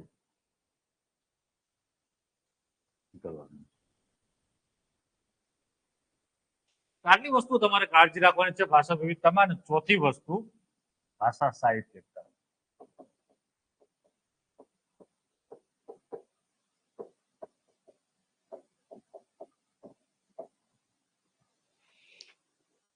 ભાષા સાહિત્યતા એટલે પેપર ચેકરને રસપ્રદતાથી રોમાંચકતાની સફળ કરાવે. એ પેપર છોડી ન લાગવો જોઈએ તમારું વાંચતા સમયે. આવી જે પેપર ચેકરને જે રસપ્રદતા પાડી શકાય એનું નામ ભાષા સાહિત્ય. એવા લેખનમાં ખાસ જોશે, નિબંધ લેખનમાં ખાસ જોવું પડશે. પાછો પેજ બચાવવાનો હોય પેપર ચેકર ને નિબંધ લેખનના, તો બેસ છે ને. 5-6 પેજ ના વાંચે. તમારી પેલા 3-4 હજાર કે 50,000 પેપર વાંચીને આવ્યો છે માણસ, એની જે રુચિ છે એ ઓછી થઈ ગઈ હોવાની છે. પછી ખાલી પ્રેઝન્ટેશનના માર્ક મૂકતો હોય. હવે એ વ્યક્તિને તમારે વંચાવવાનું છે કે આગળ તમારી પેલા 20,000 કે 30,000 પેપર કોપી વાંચીને આવ્યો છે, તો ભાષા સાહિત્યતા જોશે. એટલે આપણે અહીં જયારે તમે નિબંધ લખો છો એની અંદર કદાચ જનરલ સ્ટડીઝ આધારિત નિબંધ લખો છો તો પણ ભાષા કેમ વાપરી શકાય છે સારી ગુજરાતી, હું તમને એ જ રીતે હવે નિબંધ લખતા શીખવાડીશ. અને નિબંધ આપણે દશક જેવા જનરલ સ્ટડીઝ ના કરી લેશું અને 5 ભાષા આધારિત કરી લેશું. અને નિબંધ ગોખી નાખશું, કારણ કે 5 માંથી 1 લખવાનો છે ને, આવી જશે, આરામથી આવી જશે. અને એ ફાઇનલ છે. હસમુખ પટેલ સાહેબ છે એટલે 2 કે 3 નિબંધો જે છે એમાંથી એક તો પૂછવાના છે. ક્લાઇમેટ ચેન્જ, વુમન એમ્પાવરમેન્ટ, સમજા? 2 માંથી 1 ફાઇનલ છે, કારણ કે એની ટ્વીટો વાંચે છે એના ઉપરથી એવું લાગે છે કે આ 2 નિબંધ તો આવશે. આ ઉપરાંત એગ્રીકલ્ચર પૂછાઈ શકે છે. ઉપરાંત ડેમોક્રેસી પૂછાઈ શકે છે. એક મોસ્ટ આઈએમપી નિબંધ કહી શકાય તમારો. હજી પૂછાઈ શકે એવા નિબંધોની આપણે ચર્ચા કરીએ તો બીજા એક જ્યુડિશરી, મીડિયા, આવા નિબંધો છે જે દરેક વખતે જીપીએસસી માં હોય છે, એ તો હોવાના જ છે, અને આમાંય હશે તો એ કરી લેશું. અને થોડાક ભાષાના જે નિબંધો છે, સાહિત્યનું મહત્વ, પુસ્તકોનું મહત્વ, આવા થોડા આપણે એ પણ કરી લેશું. એટલે નિબંધ અથવા એવું આપણે નિબંધનું ગ્રેવી તૈયાર કરી લેશું કે ગમે નિબંધ પૂછે છે આની આજુબાજુમાં આર્ટિફિશિયલ ઇન્ટેલિજન્સ પૂછાય તો એની આજુબાજુમાં તમે લખી શકો. તમને કદાચ ક્વેશ્ચન ભાષાકીય પૂછી નાખે નિબંધની અંદર, બુદ્ધિ વિનાનો અથવા તમે કહી શકો કે ભાવના વિનાનો માણસ રોબોટ સમાન છે, આર્ટિફિશિયલ ઇન્ટેલિજન્સના સંદર્ભમાં ચર્ચા કરો. અને એને બે વસ્તુઓને ટચ આપ્યો, જનરલ સ્ટડીઝ અને ભાષાનો. એવા નિબંધને કેમ લખવા, હવે બધી ચર્ચા ધીમે ધીમે કરતા રહેશું. ચલો, તો હવે આવીએ ભાષા સાહિત્યિકતા ઉપર. તો સૌથી મહત્વની વસ્તુ ભાષા સાહિત્યિકમાં તમારે શું કરવાનું, અલંકારિતા લાવવાની છે.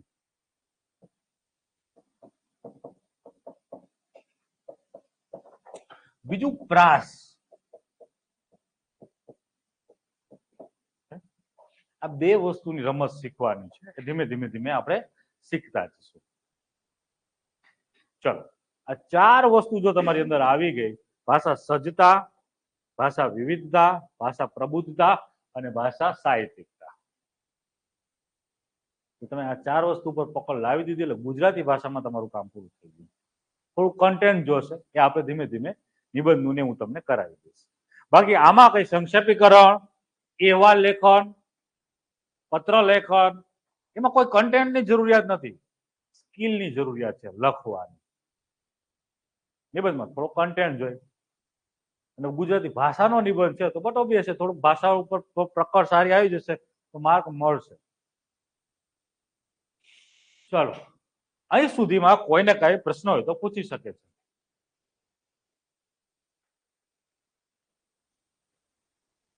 આ તો સાહેબ મોટિવેશન બનતું હતું, 2 કલાક 15-20 મિનિટ આપી દીધું, જે જરૂરિયાત હતી, જે કહેવાનું હતું કહી દીધું. તમારી સામે આખો રોડમેપ આપી દીધો કે અહીં તમને અહીંથી આટલી તકલીફ પડશે, એ કહી દીધું. ભાષાની અંદર જે વસ્તુની 4 બેઝિક જરૂરિયાત છે એની ચર્ચા કરી દીધી. હવે તમારી બાજુથી કઈ પ્રશ્ન હોય તો કયો, ને તો અહેવાલ લેખન ભણાવીએ. હા, તો થઈ જશે.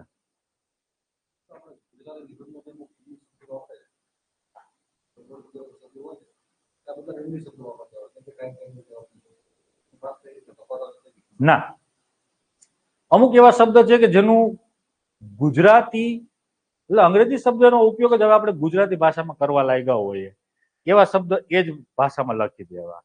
અને માની લો કે એવા શબ્દ અમુક છે કે જેનો તમને ગુજરાતી અર્થ નથી ખબર, તો એવા શબ્દને તમારે શું કરવાનું, ઇંગ્લિશમાં નહીં લખવું, લિપિ ગુજરાતી રાખીને ઇંગ્લિશમાં લખી દેવો.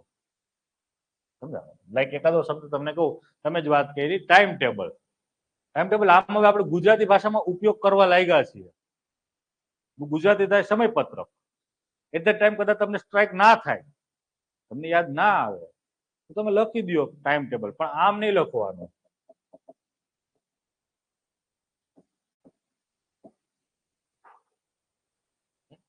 આ રીતે ગુજરાતી લિપિમાં લખી દો ટાઈમ ટેબલ, ચાલી જશે. અને નિબંધની અંદર કોટેશન જે લખો છો તો આપણે નિબંધ ચર્ચા કરશું આવતીકાલે જ અથવા પરમ દિવસે, ત્યારે તમને કહીશ, યાદ કરાવીશ. કોટેશન પ્રયાસ એવો કરવાનો ગુજરાતી ભાષામાં સંસ્કૃત અને ગુજરાતીના કોટેશન ઉપયોગ કરવાનો, અંગ્રેજીના કોટેશન ઉપયોગ કરવાનો નહીં. છોકરાઓ ઇંગ્લિશના ગોખે છે કોટેશન, પણ એ કરવાનું નથી. સમજાવો? ચલો, જો કોઈને કઈ પ્રશ્ન હોય તો કયો, ને તો અહેવાલ લેખન ધીમે ધીમે ધીમે ધીમે ભણીએ. પેલો જ પ્રશ્ન પૂછું, અહેવાલ છે શું? એમાં જરૂરિયાત શેની છે?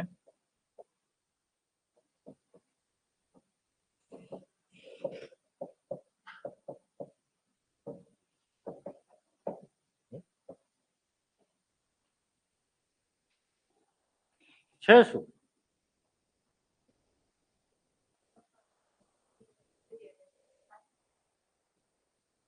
Okay, good. તમે જે નરી આંખે જોયેલું છે એ ઘટનાનું તમે જ્યાંથી નીકળ્યા છો ત્યાંથી પરત ફરો છો ત્યાં સુધીનું એક આબેહૂબ વર્ણન. નરી આંખે જોયેલી જે ઘટના છે એનું આબેહૂબ વર્ણન, જેને આપણે અહેવાલ કહેવાય.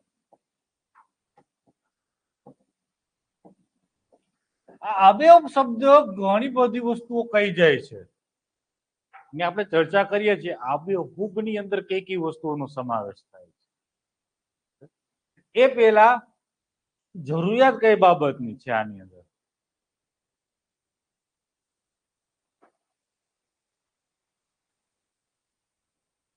શું શું જોઈએ એવા લેખનમાં સારું કન્ટેન્ટ સારી ભાષા સારું પ્રેઝન્ટેશન સિમ્પલ પ્રેઝન્ટેશન ભાષા અને કન્ટેન્ટ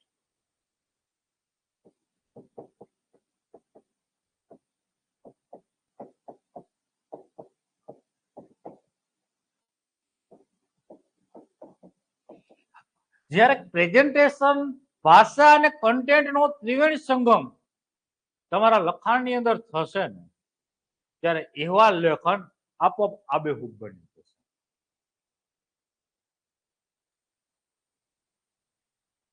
ચલો હવે ફ્રન્ટ ખોલતા જઈએ છીએ કે એક સરસ મજાનું એવા લેખન કરવું છે તમારે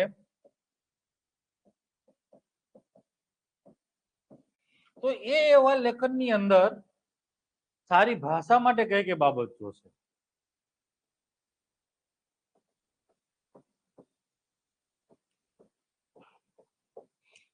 આપણે જે ચાર વાત કરી ને ભાષા શિષ્ટતા માટે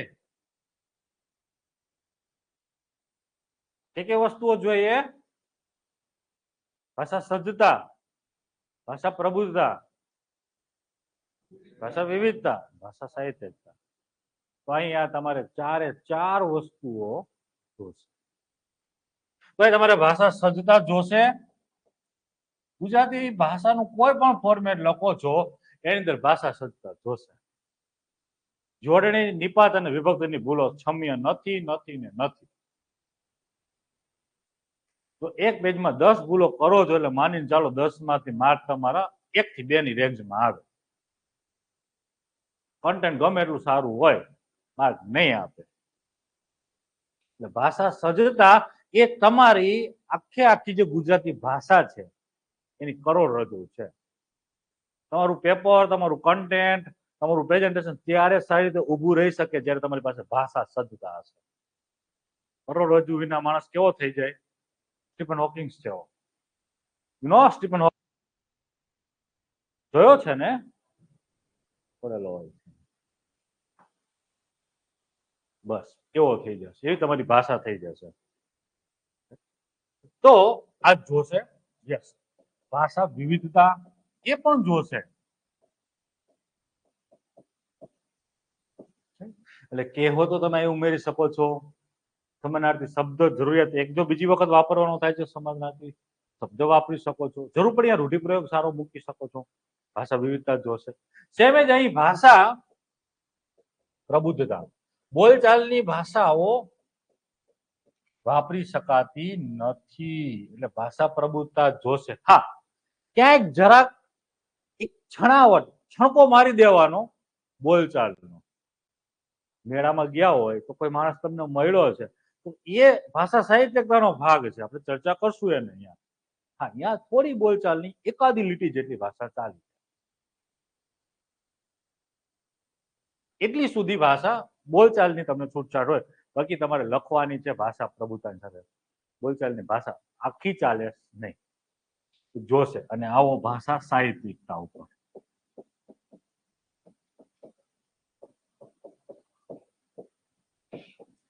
ભાષા સાહિત્યિકતા અહીં સૌથી વધારે જરૂરિયાત છે ભાષા સજ્જતા પછી બીજા નંબરે ભાષા સાહિત્યિકતા એનું નામ જ કહેવાય તાદસ્ય અથવા આબેહૂબ વર્ણન તમારે જે કરવાનું છે એ ભાષા સાહિત્યિકતા થકી તમે કરી શકો છો આ વાત થઈ તમારી ભાષાની અંદર એટલે ભાષાના ચારે ચાર જે ભાગ છે બેઝિક નિયમના એ બધા જ જોઈશે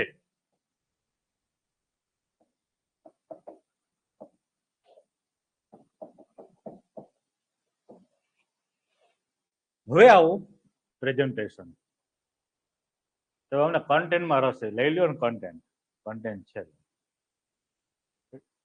ચર્ચા કરીએ પ્રેઝન્ટેશન ઉપર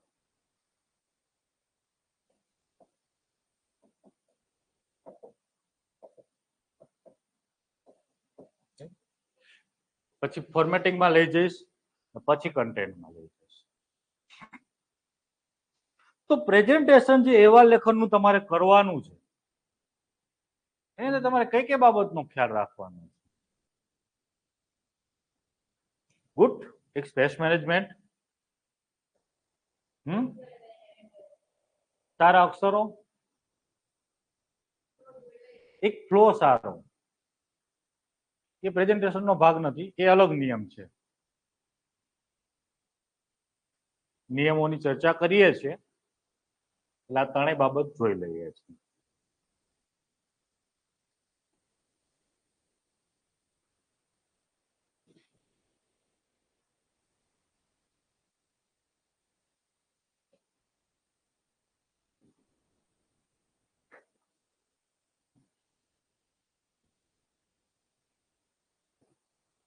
પ્રેઝન્ટેશનની અંદર તમારે સ્પેસ મેનેજમેન્ટ જરૂરિયાત છે.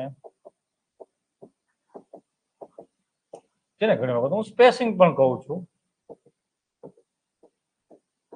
હવે એમાં તમારે કેટલી વસ્તુની કાળજી રાખવાની છે? બે શબ્દ, બે અક્ષર, બે ફકરા, બે લીટી, આની વચ્ચે એકરૂપતા હોવી જોઈએ. યુનિફોર્મિટી, એકરૂપતા. એટલે કે તમારું જે બે અક્ષરની વચ્ચે જે જગ્યા છૂટી છે એના પછીના બે અક્ષરમાં એટલી જ છૂટવી જોઈએ. બે શબ્દ વચ્ચે જેટલી જગ્યા છૂટી છે એના પછીના બે શબ્દમાં એટલી જ છૂટવી જોઈએ. બે લીટીમાં જે જગ્યાઓ છૂટે છે એ એટલી જ છૂટવી જોઈએ. અને બે ફકરા વચ્ચે જે જગ્યાઓ છૂટે છે એ બે ફકરાઓ વચ્ચે એના પછીના બે ફકરામાં એટલી જ જગ્યા છૂટે, એને એકરૂપતા કહેવાય. એટલે સ્પેસિંગ ની અંદર લખી દઉં છું બે શબ્દ, બે અક્ષર, બે લીટી અને બે ફકરા. આની વચ્ચે એકરૂપતા હોવી જોઈએ. હવે આવીએ ફકરાની સાઈઝ. ઘણા છોકરાઓ તો ફકરો પૂરું થઈ જાય અને ઘણા છોકરાઓને બે પેજમાં એક જ ફકરો પૂરો થાય. એટલો મોટો ફકરો તમે ક્યારેક વાંચવાનો પ્રયાસ કરજો તમે જાતે, એટલે સમજી જશો વાંચી શકાય છે કે નહીં. નહીં વાંચી શકાય, કંટાળો આવશે તો પછી મૂકી દે પેપર. કોઈ લખશે તો ફોટા પાડીને ગ્રુપમાં મૂકીશ, વાંચજો શાંતિથી. નામ નહીં લખું કેનું છે.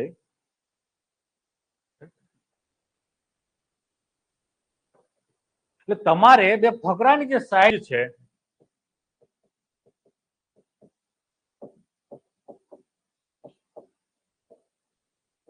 એ 6 થી 7 લીટી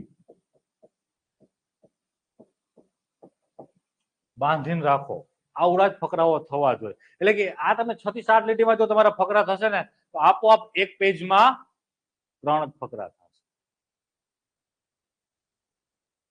એનું પ્રેઝન્ટેશનનો જે નિખાર હશે મસ્ત આવશે. તમને તમારું વાંચન જે છે એ ગમશે. નાના નાના ફકરા હોય, બે ફકરા વચ્ચે થોડી જગ્યા છૂટે, એના પછીના બે ફકરા વચ્ચે જગ્યા છૂટે તો સારું લાગે. આ વસ્તુ તમારે.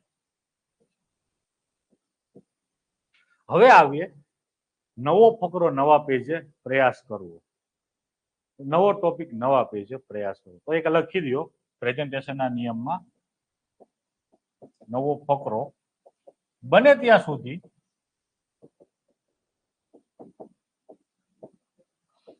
નવા પેજ પર.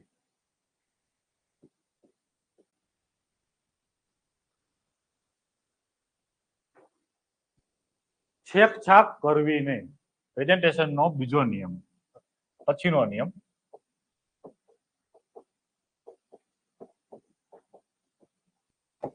હવે તમને એમ થાય છે છેકછાક આવે કે ચકચક આવે, कंफ्यूजन है, कंफ्यूजन ही कंफ्यूजन है, सॉल्यूशन कुछ पता नहीं, सॉल्यूशन जब मिले क्वेश्चन क्या था पता नहीं. તમને એવું લાગે છે કે આ છેકછાક છે ચેકજાક છે, અમે પેપર ચેક કોઈ પાસે કરાવી છે એ લખી દે છે ચેકચાક કરવી નહીં. તમે સાહેબ છેકછાક લખ્યું, આમાં દુવિધા છે, ખબર નહીં શું કરવાનું. તમે લખાઈ ગયું છેકછાક ને મગજમાં ચાલે છે ચેકચાક. તો આમ ઘૂંટવાના નહીં, દેખાય નહીં એવું નહીં, ઘૂંટવાના શબ્દને બહુ તો આમ કરી દેવું, બાજુમાં લખી દો ચેકચાક. જો તમને ચેકચાક આવડે છે તો તમને એવું લાગ્યું કે આ ખોટું છે, હું અંગત તો જવા દઉં કે જવા દો. આમ ના કરો, આમી ના કરો, આમી ના કરો, આમ જ જવા દો. છેકછાક તમે કરશો તો ધ્યાનમાં આવશે આને કઈક ભૂલ કરી છે, એના ફ્લોમાં વાંચો જાય છે, એટલે બહુ બિંદાસ જવા દેવાનું. એક આ ખાસ કાળજી રાખવી. ચલો પછી પ્રેઝન્ટેશનના નિયમમાં આ તમારું જે પેજ છે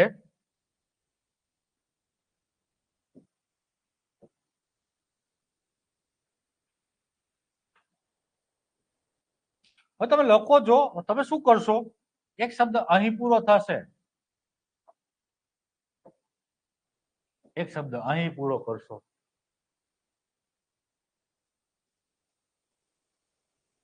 સેમ જ એક આગળ અહીંથી ચાલુ કરો, ધીમે ધીમે ધીમે ધીમે ધીમે આમ હાલ્યા જઈશું. આટલું બધું ન જાવ તો આટલું તો વેરિએશન આવશે જ.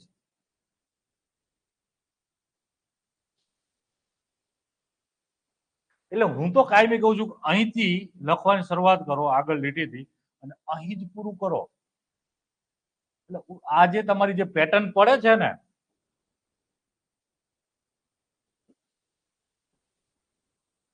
ઝિગઝાગ, એ પ્રેઝન્ટેશન બગાડશે. જૂની પીએસઆઈ બેચ વાળા છોકરાઓને નાગણી કહે છે, નાગણી કરવી નહીં. ગુજરાતીમાં કહું તો નાગણી કરવી નહીં. એટલે આવી ઝિગઝાગ પેટર્ન પાડવી નહીં.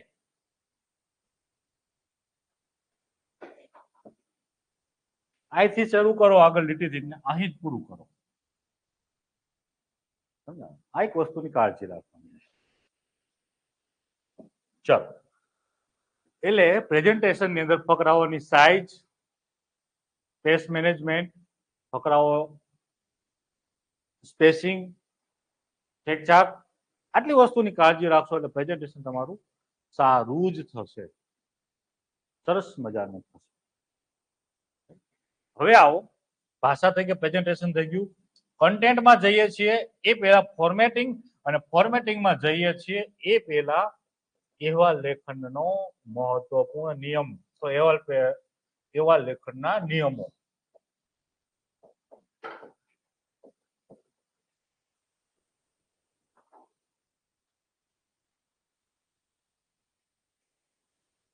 આમ તો એક જ નિયમ છે અહેવાલ લેખનનો, અહેવાલ લેખનને ભૂતકાળમાં લખવું. સમજાવ? એક જ નિયમ છે, અહેવાલ લેખનને ભૂતકાળમાં લખવું.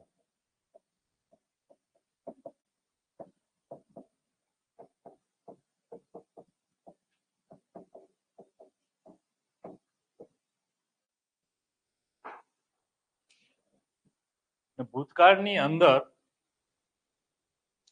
પ્રયાસ એવો કરજો કે સાદા ભૂતકાળના વાક્યો બને. ભૂતકાળમાં તમે 2-3 પ્રકારના ભૂતકાળના વાક્યો બનાવી શકો છો. બની શકે છે તમારાથી, તો પ્રયાસ કરો દરેક ભૂતકાળના વાક્ય બનાવો. લખવામાં વેરાયટી આવે, ડાયવર્સિટી આવે. નહીતર એવો પ્રયાસ કરવો કે ભૂતકાળમાં, સાદા ભૂતકાળમાં જ અહેવાલ લખવો.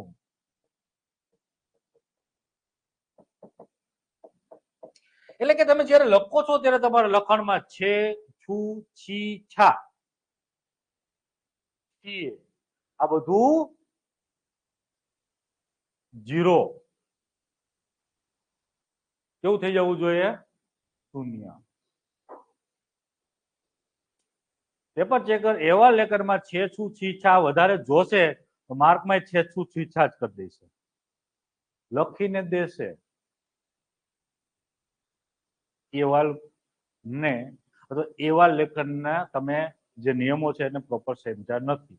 આવું સ્પષ્ટ લખીને દેશે અને માર્ક મૂકી દેશે કેટલા? 0 મૂકે 0. ગુજરાતી ભાષાના ઘણા ફોર્મેટમાં 0 મૂકે છે.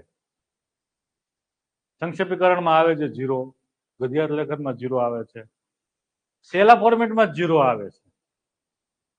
સંક્ષેપીકરણ એટલે જોઈ લખવું, સોરી, ગદ્યાર્થ લેખન એટલે જોઈને લખવું, એમાં 0 આવે છે.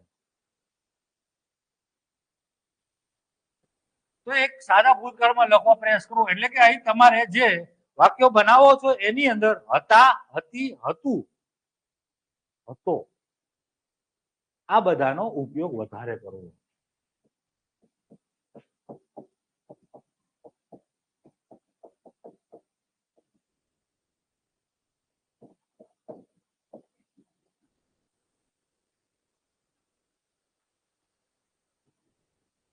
ડન. આ અહેવાલ લેખનનો સૌથી પાયાનો મજબૂત નિયમ જેને કહી શકાય કે ભૂતકાળમાં લખવો. આ એક વસ્તુની તમે કાળજી રાખશો એટલે અહેવાલ લેખન તમારું મસ્ત થઈ જશે. બીજી વસ્તુ તમારે અહેવાલ લેખનની અંદર જરૂરિયાત પડશે ફ્લો. પેપર ચેકરને એવું ન લાગવું જોઈએ કે આ વ્યક્તિ જ લખવામાં ગૂંચાયો છે, ક્યાંથી ક્યાં ગયો એને જ ખબર નથી. તમારા જે વિચારો છે એક સ્પષ્ટ હોવા જોઈએ. તમને ફ્લો ખબર હોય કે આના પછી આ મુલાકાત કઈ હતી, એના પછી આ જોયું હતું, એની અંદર આ વિશેષતા હતી. તમે 5-6 વસ્તુને ગૂંથી રાખો. હું તમને કન્ટેન્ટમાં ઢાળું છું કે આપણે આ રીતે ઢાળવા પ્રયાસ કરશું. એટલે ગૂંથીને રાખવાની વસ્તુઓને. દોરીઓ હોય અલગ અલગ પડેલી હોય એ સારી લાગે કે સિમ્પલ વસ્તુ છે. ભરત ગૂંથણમાં એ જ દોરીઓ કલરની વાપરેલી હોય એ સારી લાગે. ગૂંથેલી જે વસ્તુ છે સેમ જ આ જ ફ્લો છે, એકબીજા સાથે ગૂંથીને રાખવાની. અહીં તમારી ગૂંથવણી મસ્ત થવી જોઈએ. પેલો શબ્દ વાંચે છે છેલ્લો શબ્દ વાંચે ત્યાંથી પેપર ચેકરની નજર કે આગા પાછી થવી ન જોઈએ, વચ્ચે ચા પીવા જવું પડે નહીં, એવો ફ્લો હોવો જોઈએ.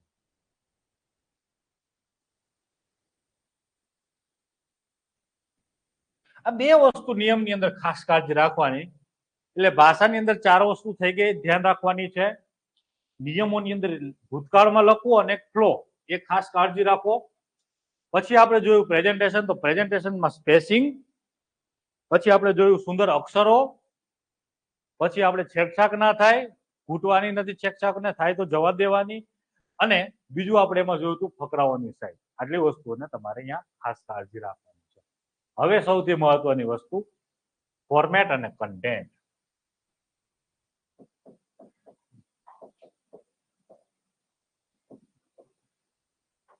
અહીં ફોર્મેટિંગ ની અંદર તમારે 3 વસ્તુઓ જોશે. કેટલી? કઈ જલ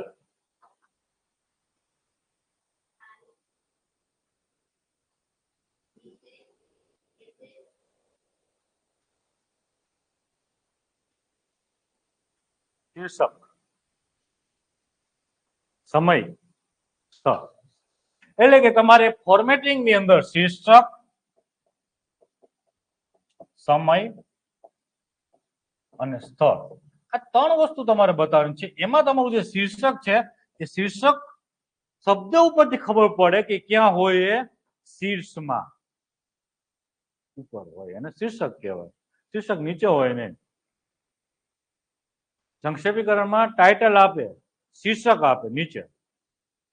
શીર્ષકનો અર્થ જ છે શીર્ષક ઉપર હોય એવું. તો તમારે અહીં શીર્ષક ઉપર જ લખવાનું. હમણાં બતાવું છું.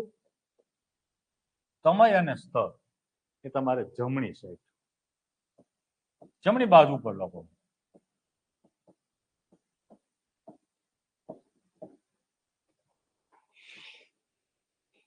ટૂંકમાં ત્યારે તમને જો બતાવું તમારું એક પેજ હોય તો એને તમારે કઈ રીતે લખવાનું છે. અહીં તમારું શીર્ષક આવશે, શીર્ષકની નીચે અંડરલાઈન. પ્રેઝન્ટેશનના નિયમ અહીં ઉમેરી દો, મહત્વપૂર્ણ શબ્દ નીચે અંડરલાઈન.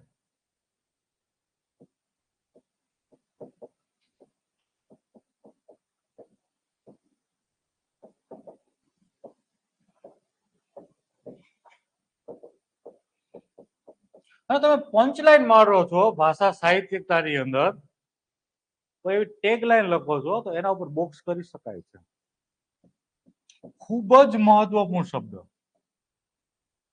બે કેટેગરી આવે, મહત્વપૂર્ણ અને ખૂબ જ મહત્વપૂર્ણ. તો એની નીચે તમે એના ઉપર બોક્સ કરી શકો છો.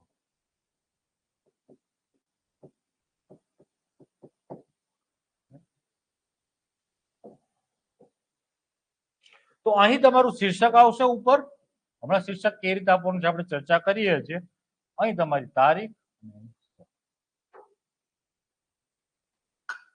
ડન.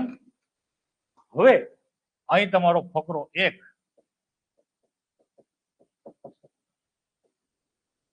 ફકરો 2, ફકરો 3. હા, ફકરાની સાઈઝ તમને 6 થી 7 લીટીમાં બાંધી દીધું છે એનો અર્થ એવો નથી ફરજિયાત માપીને ગણી 6 થી 7 લીટી થવી જોઈએ. 5, 6 ચાલી જાય ક્યારેક. ક્યારેક જરૂરિયાત હોય કે તમે પહોંચવાના ઉદ્દેશ્યમાં 4 થી 5 લીટીમાં તમારું કામ પતી જાય છે. અને બીજી વસ્તુ તમે ડાયમેન્શન જયારે આગળ ચર્ચા કરી ખોલો છો, તો ત્રીજી વસ્તુ જયારે વિષય વિસ્તૃતિકરણ કરો છો ત્યારે 7 થી 8 લીટીનો ફકરો થઈ શકે છે. જરૂરિયાત. આ તો હું તમને કહું છું કે એક પેજમાં 3 ફકરા કરશો એટલે તમારું પ્રેઝન્ટેશન સારું લાગશે. પણ આકડીથી કે તમારી જે સ્કેલ છે માપવાની નહીં થઈ ગઈ આટલા જ અક્ષર, એમ નહીં. ચાલો, થોડી ફ્લેક્સિબિલિટી ચાલે છે. સેમ એક બીજું પેજ છે આ તમારું, એમાં તમારા બીજા 2 ફકરા. આ ફકરો 4, ફકરો 5 અને ફકરો 6. આ રીતે ગોઠવો એટલે તમારું પ્રેઝન્ટેશન સારું લાગે. ડન. એટલે હવે આવો શીર્ષક ઉપર. શીર્ષક કેવું હોવું જોઈએ? ધારદાર.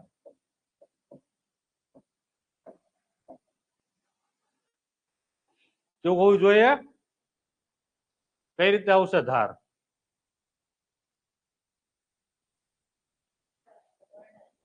ગુડ. શીર્ષકની 4 પદ્ધતિ છે, એની અંદર ધારદાર કઈ રીતે તમારું શીર્ષક બની શકે છે? પેલું, એક જેમ પદ્ધતિ. બીજી તમારી પ્રાસ પદ્ધતિ. ત્રીજી આ બંનેનું સંમિશ્રણ. ચોથું સરળીકૃત. કઈ ના આવડે તો છેલ્લે જે આપ્યું છે એ રીતે.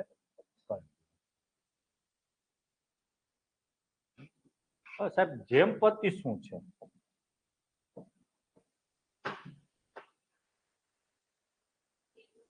તમે જે શબ્દ સમૂહો માટે એક શબ્દ જે લખો છો ને, બોલો એક શબ્દ સમૂહ, આવડતો એ બોલો. શીશીમાં હમણાં જ વાંચ્યા હતા ને, વિચારો, એક બોલો.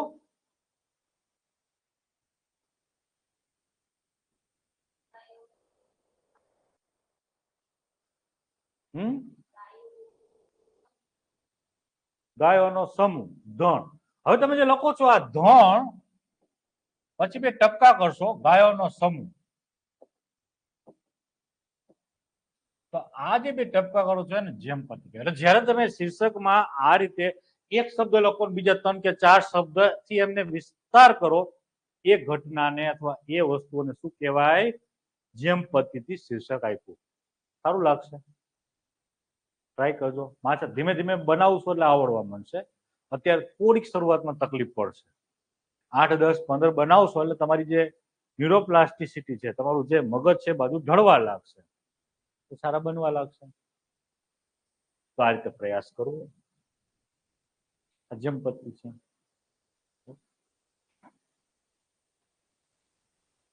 ગાંધી આશ્રમની મુલાકાતે તમને કીધું હોય લખવાનો છે, તો તમે લખો ગાંધી આશ્રમ, સત્ય અને અહિંસાનો શું લખો?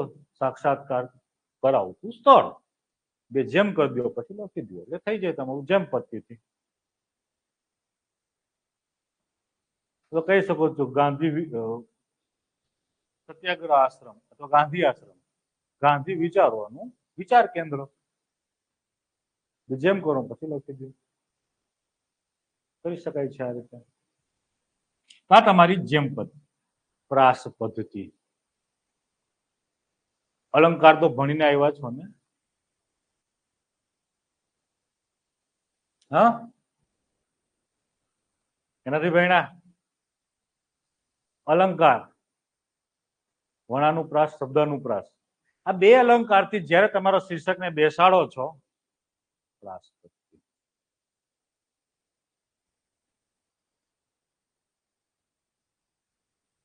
જો જો જો જો બધા આવે એ બધી વસ્તુ સ સ સ સ સ. ગાંધી વિચારોનું વિચાર કેન્દ્ર. સમજાણું? સત્ય અને અહિંસાના સંગમ સ્થળ. સ સ આવી ગયું. આ જેમ સોરી આ પ્રાસપત્તિ છે. અહીં કંઈક ને કંઈક શબ્દનો પ્રાસ થાય છે, બીજા કરતા કંઈક સારું લાગે છે, સાદું જે લખવું એના કરતા. તો આ તમારી પ્રાસપત્તિ છે, જેમપદની ચર્ચા કરીએ. હવે આવીએ સંમિશ્રણ. આ બંનેનું મિશ્રણ કરવાનું છે.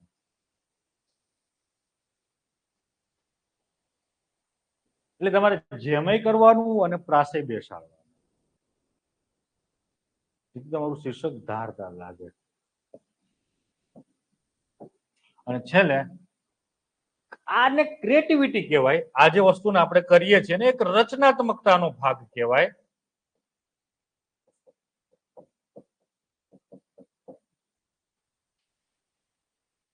પણ ઘણી વખત આ જે ક્રિએટિવિટી છે એને જો તમને કરતા નથી આવડતી અને કરવા જશો તો એ ઓર ક્રિએટિવિટી બની જશે, વધુ પડતી રચનાત્મકતા. એ પણ ખરાબ વસ્તુઓ હોય.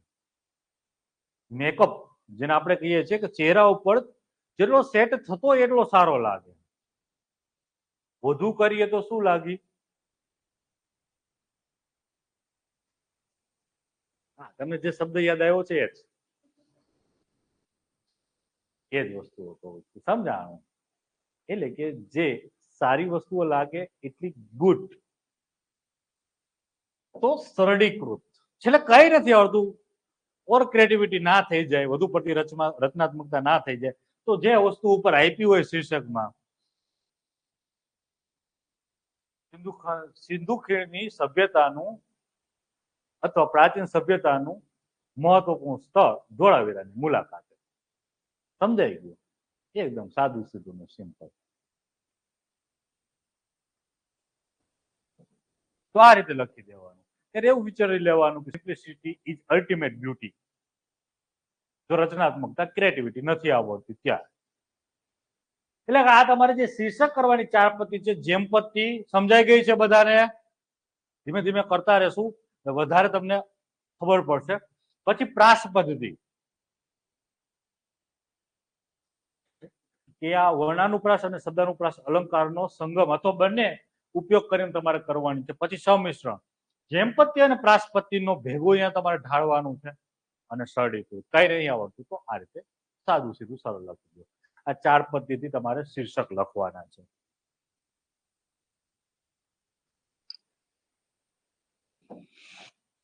શીર્ષકનું કામ તમારે પતે છે પછી અહીં તારીખ અને સ્થળ. હવે એમાં કોઈ ઉપર નીચે કરો તો કોઈ વાંધો નથી, પણ લખવાનું છે જમણી સાઈડ. અહીં તમારે શીર્ષક આવી ગયું, અહીં તારીખ આવશે અને અહીં સ્થળ આવશે. સ્થળની અંદર તમને સ્પેસિફિક કીધું હોય તો લખો નંતર ક ખ ગ શહેર. તારીખ, તારીખ તમારે કેવી લખવાની થશે? આગળ 2 ઓક્ટોબર, તો તમને કીધું ગાંધી જયંતિ નિમિત્તે તમે ગાંધી આશ્રમની મુલાકાત લીધી છે, તો તમે 1 ઓક્ટોબરે લખી શકો નહીં. કેટલી લખવાની થાય? આગળની તારીખ 3 ઓક્ટોબરે લખો, 2 ઓક્ટોબરની સાંજે લખો. અહીં તો લખી ન શકે 2 ઓક્ટોબરની સાંજ, એટલે 3 ઓક્ટોબર લખો. આ વધુ પડતી ક્રિએટિવિટી છે. 2 ઓક્ટોબરની સાંજે પછી ગોતતો ગોતતો આવે. એટલે આગળની તારીખ લખવી જે તારીખ આપેલી. અને બાકી તમને ખ્યાલ જ છે અમુક જે મહોત્સવો થતા હોય, હમણાં તરણેતરનો મેળો ડિસેમ્બરમાં ન થાય, સમજાણું? ટેન્ટેટિવ ડેટ તમે ખબર હોવી જોઈએ. અમુક જે તમે કલ્ચર વાંચો છો તો એ વાળ તો કે એની આજુબાજુ લખવાનો હશે. અમુક વસ્તુ તમને ખબર હોય છે. ગુજરાત સરકારના જે મહત્વપૂર્ણ મહોત્સવો, ફૂલ મહોત્સવ, ધાનારીરી મહોત્સવ, આ બધા તમને ખ્યાલ હોય છે કે ટેન્ટેટિવ ફેબ્રુઆરી મહિનામાં જો થતા હોય એટલા ફેબ્રુઆરીમાં અલગ અલગ જે મહિનામાં થાય છે તમને ખ્યાલ હોય છે. એટલે અહીં તમારી તારીખ આવશે, અહીં સ્થળ આવશે. સ્થળમાં જો કઈ નથી કીધું તો કખો ગસે લખી દો, કારણ કે સ્પષ્ટ ના પાડે છે કે ઓળખ તમારી છતી થવી જોઈએ નહીં. અને તમે લખવા જશો એટલે પેલું જ તમારું ગામનું નામ યાદ આવે, ગીર સોમનાથ. મને તો ગીર સોમનાથ યાદ ન આવે. કેને યાદ આવે ગીર સોમનાથ? જેનું હોય એને આવે.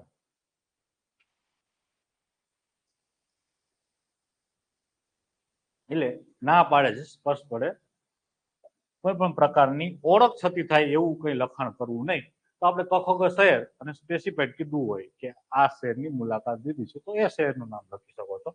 અને તારીખમાં તમારે આગળની એટલે કે ભવિષ્યની તારીખ લખવી.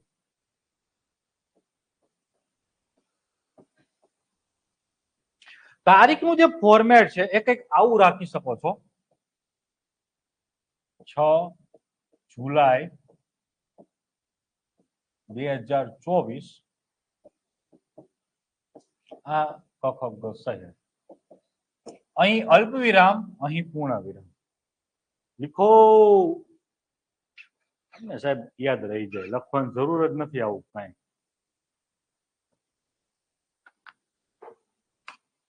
ખાસ કાળજી રાખવાની છે તારીખ અને સ્થળ. તારીખનું ફોર્મેટ આવું રાખો, કોઈ વાંધો નથી. આમ લોકો તોય કોઈ વાંધો નથી. સરકારમાં મોટા ભાગે આ ફોર્મેટ વપરાય છે તો આપણે પ્રયાસ આ ફોર્મેટથી લખવાનો કરવો. ઘટનાની ભવિષ્યની તારીખ આવે ને, લખતા એની ભૂતકાળની, પણ જે ઘટનામાં તમે હતા એનાથી આગળની ડેટ. 2 ઓક્ટોબરે જો તમે ગાંધી આશ્રમની મુલાકાત લીધી છે તો તમારા માટે લખવાની કઈ થશે? ભવિષ્યની તારીખ 3 ઓક્ટોબર. તમે ભલે તે દિવસે લખતા હોય. એટલે આગળની તારીખ, ટૂંકમાં તમે જે દિવસે મુલાકાત લીધી છે એની એક દિવસ આગળ.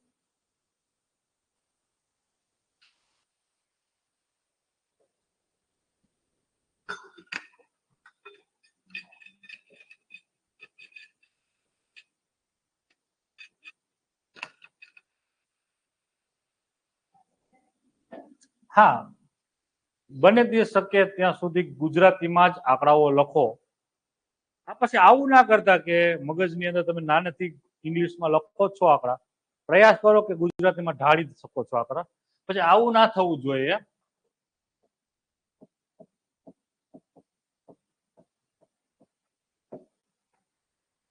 વર્ણશંકર ના લખતા. છોકરાઓ લખે છે કહું ગુજરાતીમાં, પછી યાદ આવે એક આંકડો અંગ્રેજીમાં લખે છે, બીજો ગુજરાતીમાં લખે, ત્રીજો અંગ્રેજીમાં લખે. તો ગુજરાતીના ફોર્મેટિંગમાં આંકડા બધા લખો કે ઇંગ્લિશના ફોર્મેટિંગમાં બધા લખો. પ્રયાસ કરો, હજી તમારી પાસે સમય છે, ઢળી શકો છો. સહજ થઈ જાઓ ગુજરાતી આંકડા લખવામાં, ઇશ્યુ નથી. ચલો, અહીં શીર્ષક આવી ગયું. ફોર્મેટિંગની અંદર તમારે જે કામ કરવાનું હતું, શીર્ષક, તારીખ અને સ્થળ.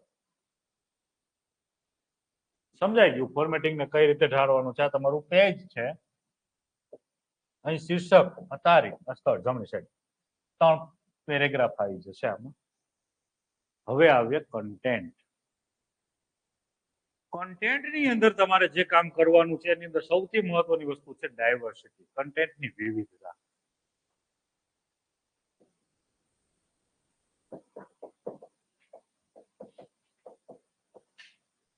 એમાં સૌથી મહત્વની વસ્તુ જોશે વિવિધતા.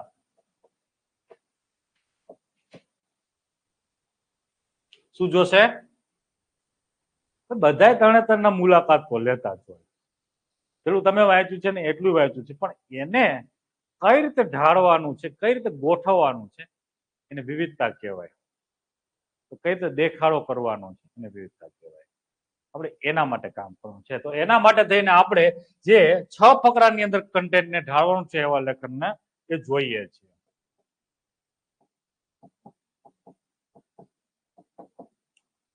તો ફકરો એક તમારે જે હશે ત્યાં પહોંચવાનો કઈક વિશેષ ઉદ્દેશ્ય હશે. નક્કી બેઠા હતા ચાની ટપરી ઉપર, ચાલો હવે એમ થયું કે મજા નથી આવતી વાંચવાની, નીકળી ગયા તાણે. એમ નહીં, હવે તમારે એક જાગૃત નાગરિક તરીકે અહીંયા પહોંચવાનું છે, પ્રબુદ્ધ નાગરિક તરીકે કઈક વિશેષ ઉદ્દેશ્યની સાથે પહોંચવાનું.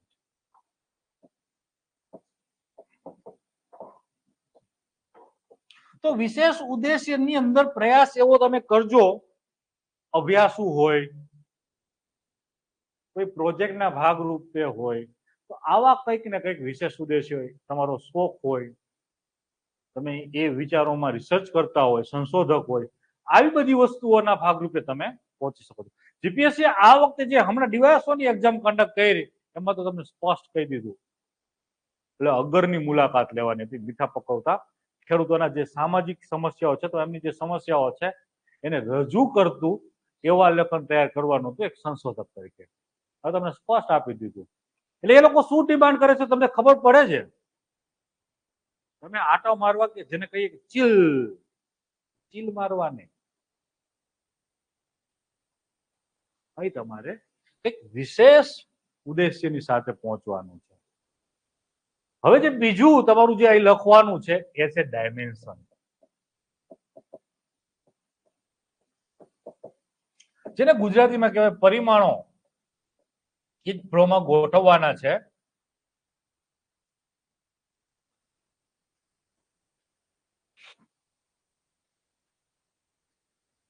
તમે આ પહોંચી જાઓ છો પછી તમારી સાથે રહેલા જે વ્યક્તિઓ છે કંઈક ને કંઈક તમને માહિતી આપશે. તો અહીંયા ડાયમેન્શન તમારે ખોલવાના છે. ડાયમેન્શન ની અંદર સામાજિક, આર્થિક,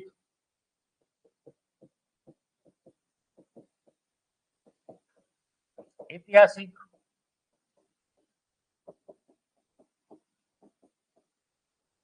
સાંસ્કૃતિક,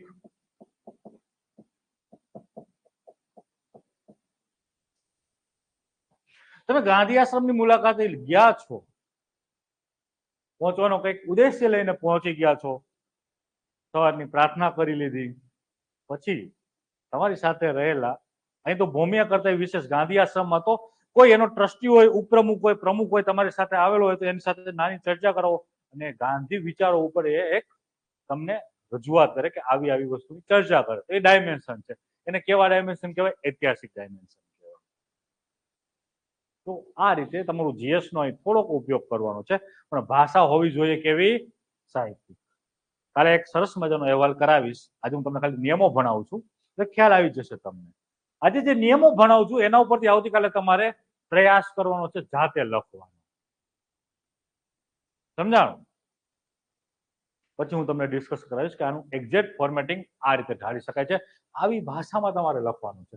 તો આવા ને આવા કંઈક તમારે ડાયમેન્શન. હવે તમારો જે ફકરો 3 અને જે ફકરો 4 છે એ વિષય વિસ્તૃતિકરણ છે.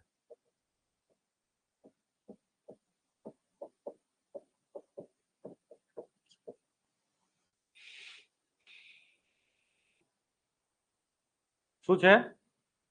વિષય વિસ્તૃતિકરણ.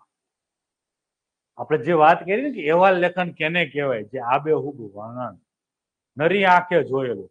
અહીં જે તમે નરી આંખે જે ઘટનાઓ જોયેલી છે એટ ધેટ ટાઈમ, એવી 5 કે 6 વસ્તુઓને અહીં વિષય એટલે વિસ્તૃત કરવાની છે, બતાવવાની છે. દરેક ઘટનાની 1 કે 1.5 લીટીમાં 2 ફકરાઓ આને આપી દો.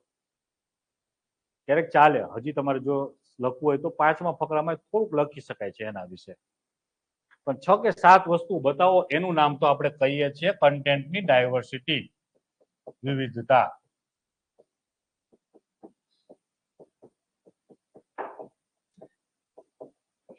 તમે સાહિત્ય અકાદમીની મુલાકાતે ગયા છો, હવે તમારે વિષય વિસ્તૃતિકરણ કરવાનું હોય તો અકાદમીની અંદર તમે શું શું નિહાળો?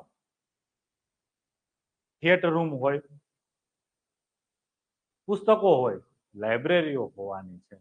પછી એ અકાદમી પ્રકાશિત કરતી હોય કોઈ સામયિક હોય તો સામયિક છે, એને તમારે બતાવવું પડે. અને જે પુસ્તકો છે એના અલગ અલગ ભાગ કરી દો.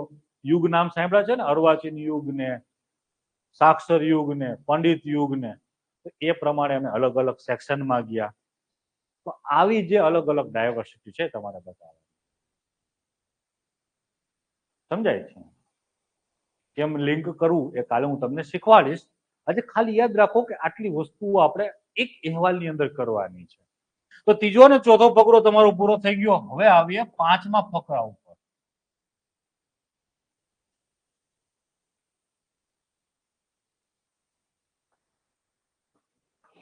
પાંચમો ફકરો કઈક કોઇન્સિડન્સ, જોગાનું જોગ.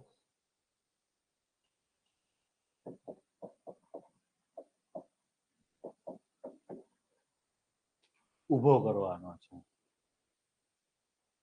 અચરજ પમાડે તેવી વસ્તુઓ જેને જોગાનું જોગ કહેવાય. બતાવી શકાય છે?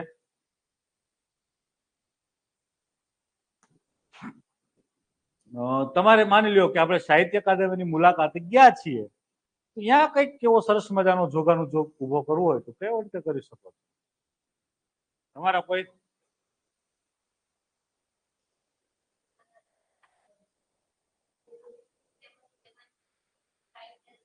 યસ યસ કે તમારો જે ફેમસ અથવા તમારો જે ગમતીલો છે સાહિત્યકાર છે એની અચાનક કે મુલાકાત થઈ શકે છે. તમે લખવાનું જે રીતે કે એવા દિવસે તો મહત્વપૂર્ણ આ 100મી જન્મ જયંતિ કે આ કે તે એવા કોઈ વસ્તુ પર ઉમાશંકર જોશીની 100મી જન્મ જયંતિ કે 150મી જન્મ જયંતિ તે દિવસે અહીંયા બધા આવે સાહિત્યકારો. મારી મુલાકાત મારા ગમતીલા સાહિત્યકાર સાથે થઈ. સમજાય? આવો કોઈ કોઈ જોગાનું જોગ પેદા કરી શકો છો. તો આવો એકાદો જોગાનું જોગ મૂકી શકો છો. એટલે જેવો વિષય છે એ પ્રમાણે જોગાનું જોગ ઢાળવો. પેપર ચેકરે હા એકાદા ટોપરે 2-3 વર્ષ પહેલા કે 3-4 વર્ષ પહેલા લખેલું હતું એવા લેખનમાં મારી મુલાકાત એસઆર રાવ સાથે થઈ. કંઈક પર્ટિક્યુલર ધોળાવીરા ત્યારે સાઇટ આપેલી હતી યુનેસ્કોની, અને ત્યારે બધા લખાવતા છોકરાઓ ટોપરની કોપી જોઈ બધાય ચાલુ. એસઆર રાવ નથી જીવતા, ઈ હતા નહોતા થઈ ગયા. એટલે થોડીક વાસ્તવલક્ષી જે જોગાનું જોગ છે એ ઉભો કરવાનો. એસઆર રાવ તો ના જ જીવતા હોય ને હવે. અમે સાહેબ જીવતા કરીને મળશું એને. એનો પુનર્જન્મ છે, તમે માની લ્યો. કેમ માનવું? પછી કઈક એક ઐતિહાસિક સ્થળ હતું તો એમાં લખ્યા હતા કોઈ જૂના હિસ્ટોરિયન, લખી દેવું પડે કે હિસ્ટોરિયન વહી ગયા એને આટલા વર્ષ થઈ ગયા. હવે તમે હિસ્ટોરિયનને ના મળી શકો. મળવા માટે તમારે નચિકેતાની જેમ યમરાજના દરવાજે જવું પડે. એટલે વાસ્તવલક્ષી જોગાનું જોગ ઉભો કરવો.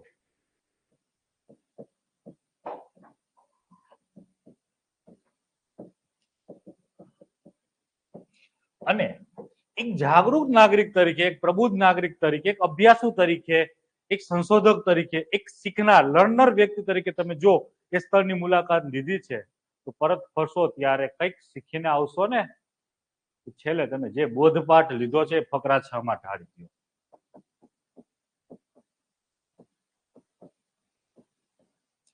છેલ્લા ફકરામાં તમારે 4 થી 5 લીટીમાં કે 5 થી 6 લીટીમાં એ બતાવવા પ્રયાસ કરવો ત્યાંથી હું કંઈક શીખીને આવ્યો. ધોળાવીરાની મુલાકાત લીધી હોય તો શું તમે સરસ મજાનું શીખીને આવો? આધુનિક સભ્યતાએ આ વસ્તુ એની પાસેથી શીખવી જોઈએ. હા, વોટર હાર્વેસ્ટિંગ. બીજું એ બતાવી શકો તો માણસ જાતે એટલે આવી જાજરમાન અને ભવ્યથી ભવ્ય જો સભ્યતા પણ નષ્ટ થઈ શકતી હોય તો આપણે તો એક નાના માણસ છીએ, તો જીવનમાં એવું અભિમાન રાખીને ચાલવું જોઈએ નહીં. આ વસ્તુ આ સભ્યતામાંથી શીખી શકાય છે. કંઈક ભાષા લક્ષી જયારે તમારે બતાવવું ત્યારે આવું બતાવો. જનરલ સ્ટડીઝ લક્ષી બતાવવું હોય તો રેન વોટર હાર્વેસ્ટિંગ છે, ક્લાઇમેટ ચેન્જ છે, એ વસ્તુને તમે એમની સાથે સાંકળીને લખી શકો છો. એટલે મારો જે ભાષા ભણાવવાનો અભિગમ હશે એ જનરલ સ્ટડીઝ અને ભાષા બંનેને ટચ આપતો હશે. પેપર ચેકર ને એવું ન થાય કે નલ્લા છે, કઈ આવડતું નથી, અને ખાલી એવું ના લાગવું જોઈએ ભાષાના પેપરની અંદર આની પાસે કઈ કન્ટેન્ટ નથી, અથવા કઈ ભાષામાં ખબર નથી, ગતાગમ પડતી, ખાલી જીએસ લખીને આવ્યો છે. આપણે બે વચ્ચેનો રસ્તો કાઢીને સરસ મજાની ભાષા તૈયાર કરશું. એટલે કે એવા લેખનના જે નિયમો છે ને ક્વિક તમને કહી દઉં તો સૌથી પહેલા અહેવાલ ભૂતકાળમાં લખાવવો જોઈએ, અહેવાલનો ફ્લો સરસ મજાનો હોવો જોઈએ, પેલા શબ્દ છેલ્લા શબ્દ સુધી પેપર ચેકર વાંચી જવો જોઈએ. પછી આવીએ ભાષાની અંદર, તો અહીં ભાષામાં તમારે ચાર વસ્તુ, ચાર બાબતની કાળજી રાખવાની છે. ભાષા સજ્જતા, ભાષા સાહિત્યિકતા બીજા નંબરે, ભાષા પ્રબુદ્ધતા અને ભાષા વિવિધતા, ચાર બાબતો જોશે. પછી આવો તમે પ્રેઝન્ટેશન ની અંદર, તો પ્રેઝન્ટેશન ની અંદર છેકછાક કરવી નહીં. બીજું, સ્પેસિંગ ખૂબ જ મહત્વની બાબત છે તમારા પ્રેઝન્ટેશન માટે, સારા નિખાર માટે. તો એના માટે થઈને બે અક્ષર, બે શબ્દ, બે લીટી અને બે ફકરા વચ્ચે એકરૂપતા હોવી જોઈએ, એટલે એક સમાન જગ્યાઓ છૂટવી જોઈએ. એટલે કે બે શબ્દ વચ્ચે જેટલી છૂટે છે એના પછીના બે શબ્દ વચ્ચે એટલી જ છૂટવી જોઈએ. બે ફકરા વચ્ચે જેટલી છૂટે છે એના પછીના બે ફકરા વચ્ચે એટલી જ સમાન જગ્યાઓ છૂટવી જોઈએ. જીગઝાગ કરવું નહીં, જેને કહીએ નાગણી, જૂની બેચ વાળા કહે છે. એ ખાસ ટાળવું, છેલ્લે સુધી શબ્દ જવા દેવાનો, અક્ષરો થોડા સુંદર કરવાના. પછી અહીં તમારે જે કાળજી રાખવાની છે એ કાળજીની અંદર તમારે છેકછાક કરવી નહીં. પછી આવો ફોર્મેટિંગમાં, તો ફોર્મેટિંગમાં ત્રણ વસ્તુની તમારે કાળજી રાખવાની છે. એક શીર્ષક, સ્થળ અને તારીખ. શીર્ષક આપણે ચાર પદ્ધતિથી આપીએ છીએ, જેમ પદ્ધતિ, પ્રાસ પદ્ધતિ, બંનેનું સંમિશ્રણ અને ચોથી સરળ. તારીખ અને સ્થળ, તારીખ લખો છો અથવા જે ઘટના ઘટી ગઈ છે એના આગલા દિવસની, એટલે કે ભવિષ્યની તારીખ લખવી. 2 ઓક્ટોબરે તમે મુલાકાત લીધી હોય તો 3 ઓક્ટોબરે અહેવાલ લખવો. અને સ્થળ જયારે લખો છો ત્યારે તમારી કોઈ ગામની ઓળખ ઊભી કરવી નહીં, છતી થાય એવું કઈ લખવું નહીં. અબક શહેર અથવા તમે જ્યાં મુલાકાત લીધી છે શહેરનું નામ લખી શકો. પછી આવો તમારું કન્ટેન્ટ. કન્ટેન્ટને આપણે 6 ફકરામાં ઢાળીએ છીએ. પહેલો ફકરો તમારો ત્યાં પહોંચવાનો કંઈક વિશેષ ઉદ્દેશ્ય. બીજો ફકરો તમારા ડાયમેન્શન, ડાયમેન્શનની અંદર સામાજિક, આર્થિક, ઐતિહાસિક, સાંસ્કૃતિક, ભૌગોલિક, આર્થિક કઈ ને કઈ ડાયમેન્શન સાંકળી શકાય છે. જેવી વિષયની જરૂરિયાત એ પ્રમાણે તમારે ડાયમેન્શનને ઢાળવું. પછી આવો ત્રીજો અને જે ચોથો ફકરો છે એ વિષય વિસ્તૃતિકરણનો છે. 5 કે 6 વસ્તુઓ તમે જે આબેહૂબ અથવા જે ઘટના સ્થળે તમે નિહાળી છે એ વસ્તુને તમારે લખવાની છે. અને એવું નહીં કરવાનું કે એક ઘટનાને લાંબી લાંબી રીતે ગોળ ગોળ ગોળ ગોળ ફેરીને લખી દેવાનું. ડાયવર્સિટી માટે 5 કે 6 વસ્તુઓ તમારે બતાવવાની.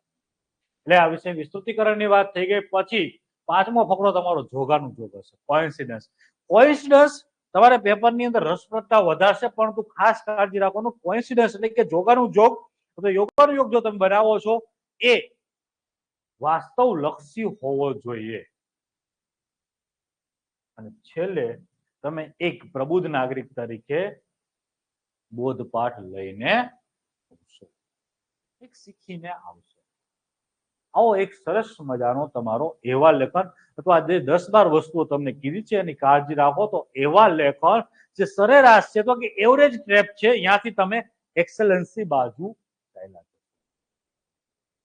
આટલી વસ્તુને ગૂંથવાની છે, ભરતકામ કરવાનું છે. નહીં, ભરતકામની અંદર કેવું ભરત કરશું આપણે? પછી ભરત,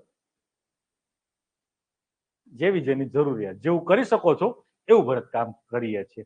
ચલો, હેવ એ નાઇસ ડે. મળીએ છીએ આવતીકાલે. તમારી બાજુથી કઈ પ્રશ્ન હોય તો પૂછી શકો છો.